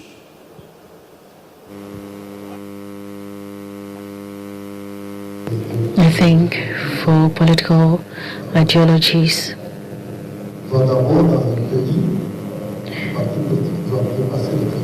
political parties need to move beyond their ideologies, first of all, in order to better respond to the aspirations of their populations. That is one. It's been said this morning, and I even used the example of Ethiopia, saying that they integrated some members of the opposition into their government, and this means they've gone beyond political ideologies. They're working together. So, having an approach that shapes development, all actors need to be involved. Political parties, private sector, civil society, all the actors need to work together, and together they formulate this vision. Political parties, usually when they are in opposition, they are no longer considered actors of the development process. It is only the party in power that leads government actions, but they also need to take into account the thoughts and opinions of their populations and civil societies and civil society. But usually what we see is that parties in power do not take into account the concerns of the population nor of the opposition. And so we need to take this into account. Thank you. Your Excellency Daudu, on the very important points you raised on the issues of ideology. Now let me get back to Your Excellency David. I'm going to ask a very few questions regarding the balance between political loyalty, and on the other side there is an issue of competence and merit. What do you balance? How are you balancing this in your parties? Thank you. Yeah, thank you very much. Political loyalty and competence, balancing the two. There are offices. You know, when you come to a family, you have children. You know your children, you know their abilities. And each child, even when they are growing, you look at them, you have known this one is going to be an engineer, the other one is going to be a medical doctor, by their tendencies and their outputs. So in a political party, we have offices, we have what we call political offices. We have government offices, very loyal members who we understand may not be able to give proper service to, or rather generate the results that the party wants in after election or when they occupy political powers. We can sometimes, as loyal party members, we can bring them into offices where they will offer services to the party and to members of the party that may not totally result into what will be service to the nation. People who are supposed to give service to the nation, or people who are supposed to occupy political offices to service the people, are mostly people who are competent. Because political power, like in Nigeria, we are elected by what the performance of your party. So if somebody is loyal and at the end of the day is not a performer, he will bring your party down. So your party needs people who are performers. So whether loyalty or not, there must be maximal output that people will, based on, will vote your party in the next election. So loyal party members are rewarded differently, while competent people are also encouraged to make sure that they take offices so they can deliver the services that are required by the people from the political parties. Thank you very much.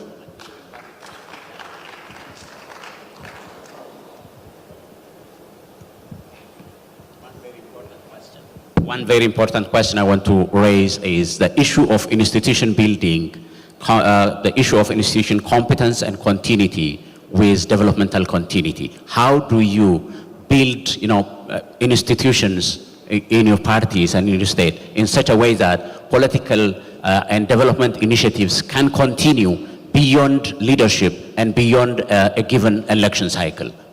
Few points on those things.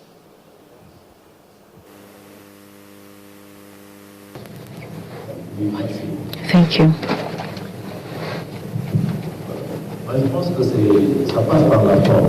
I think we need training within the political parties.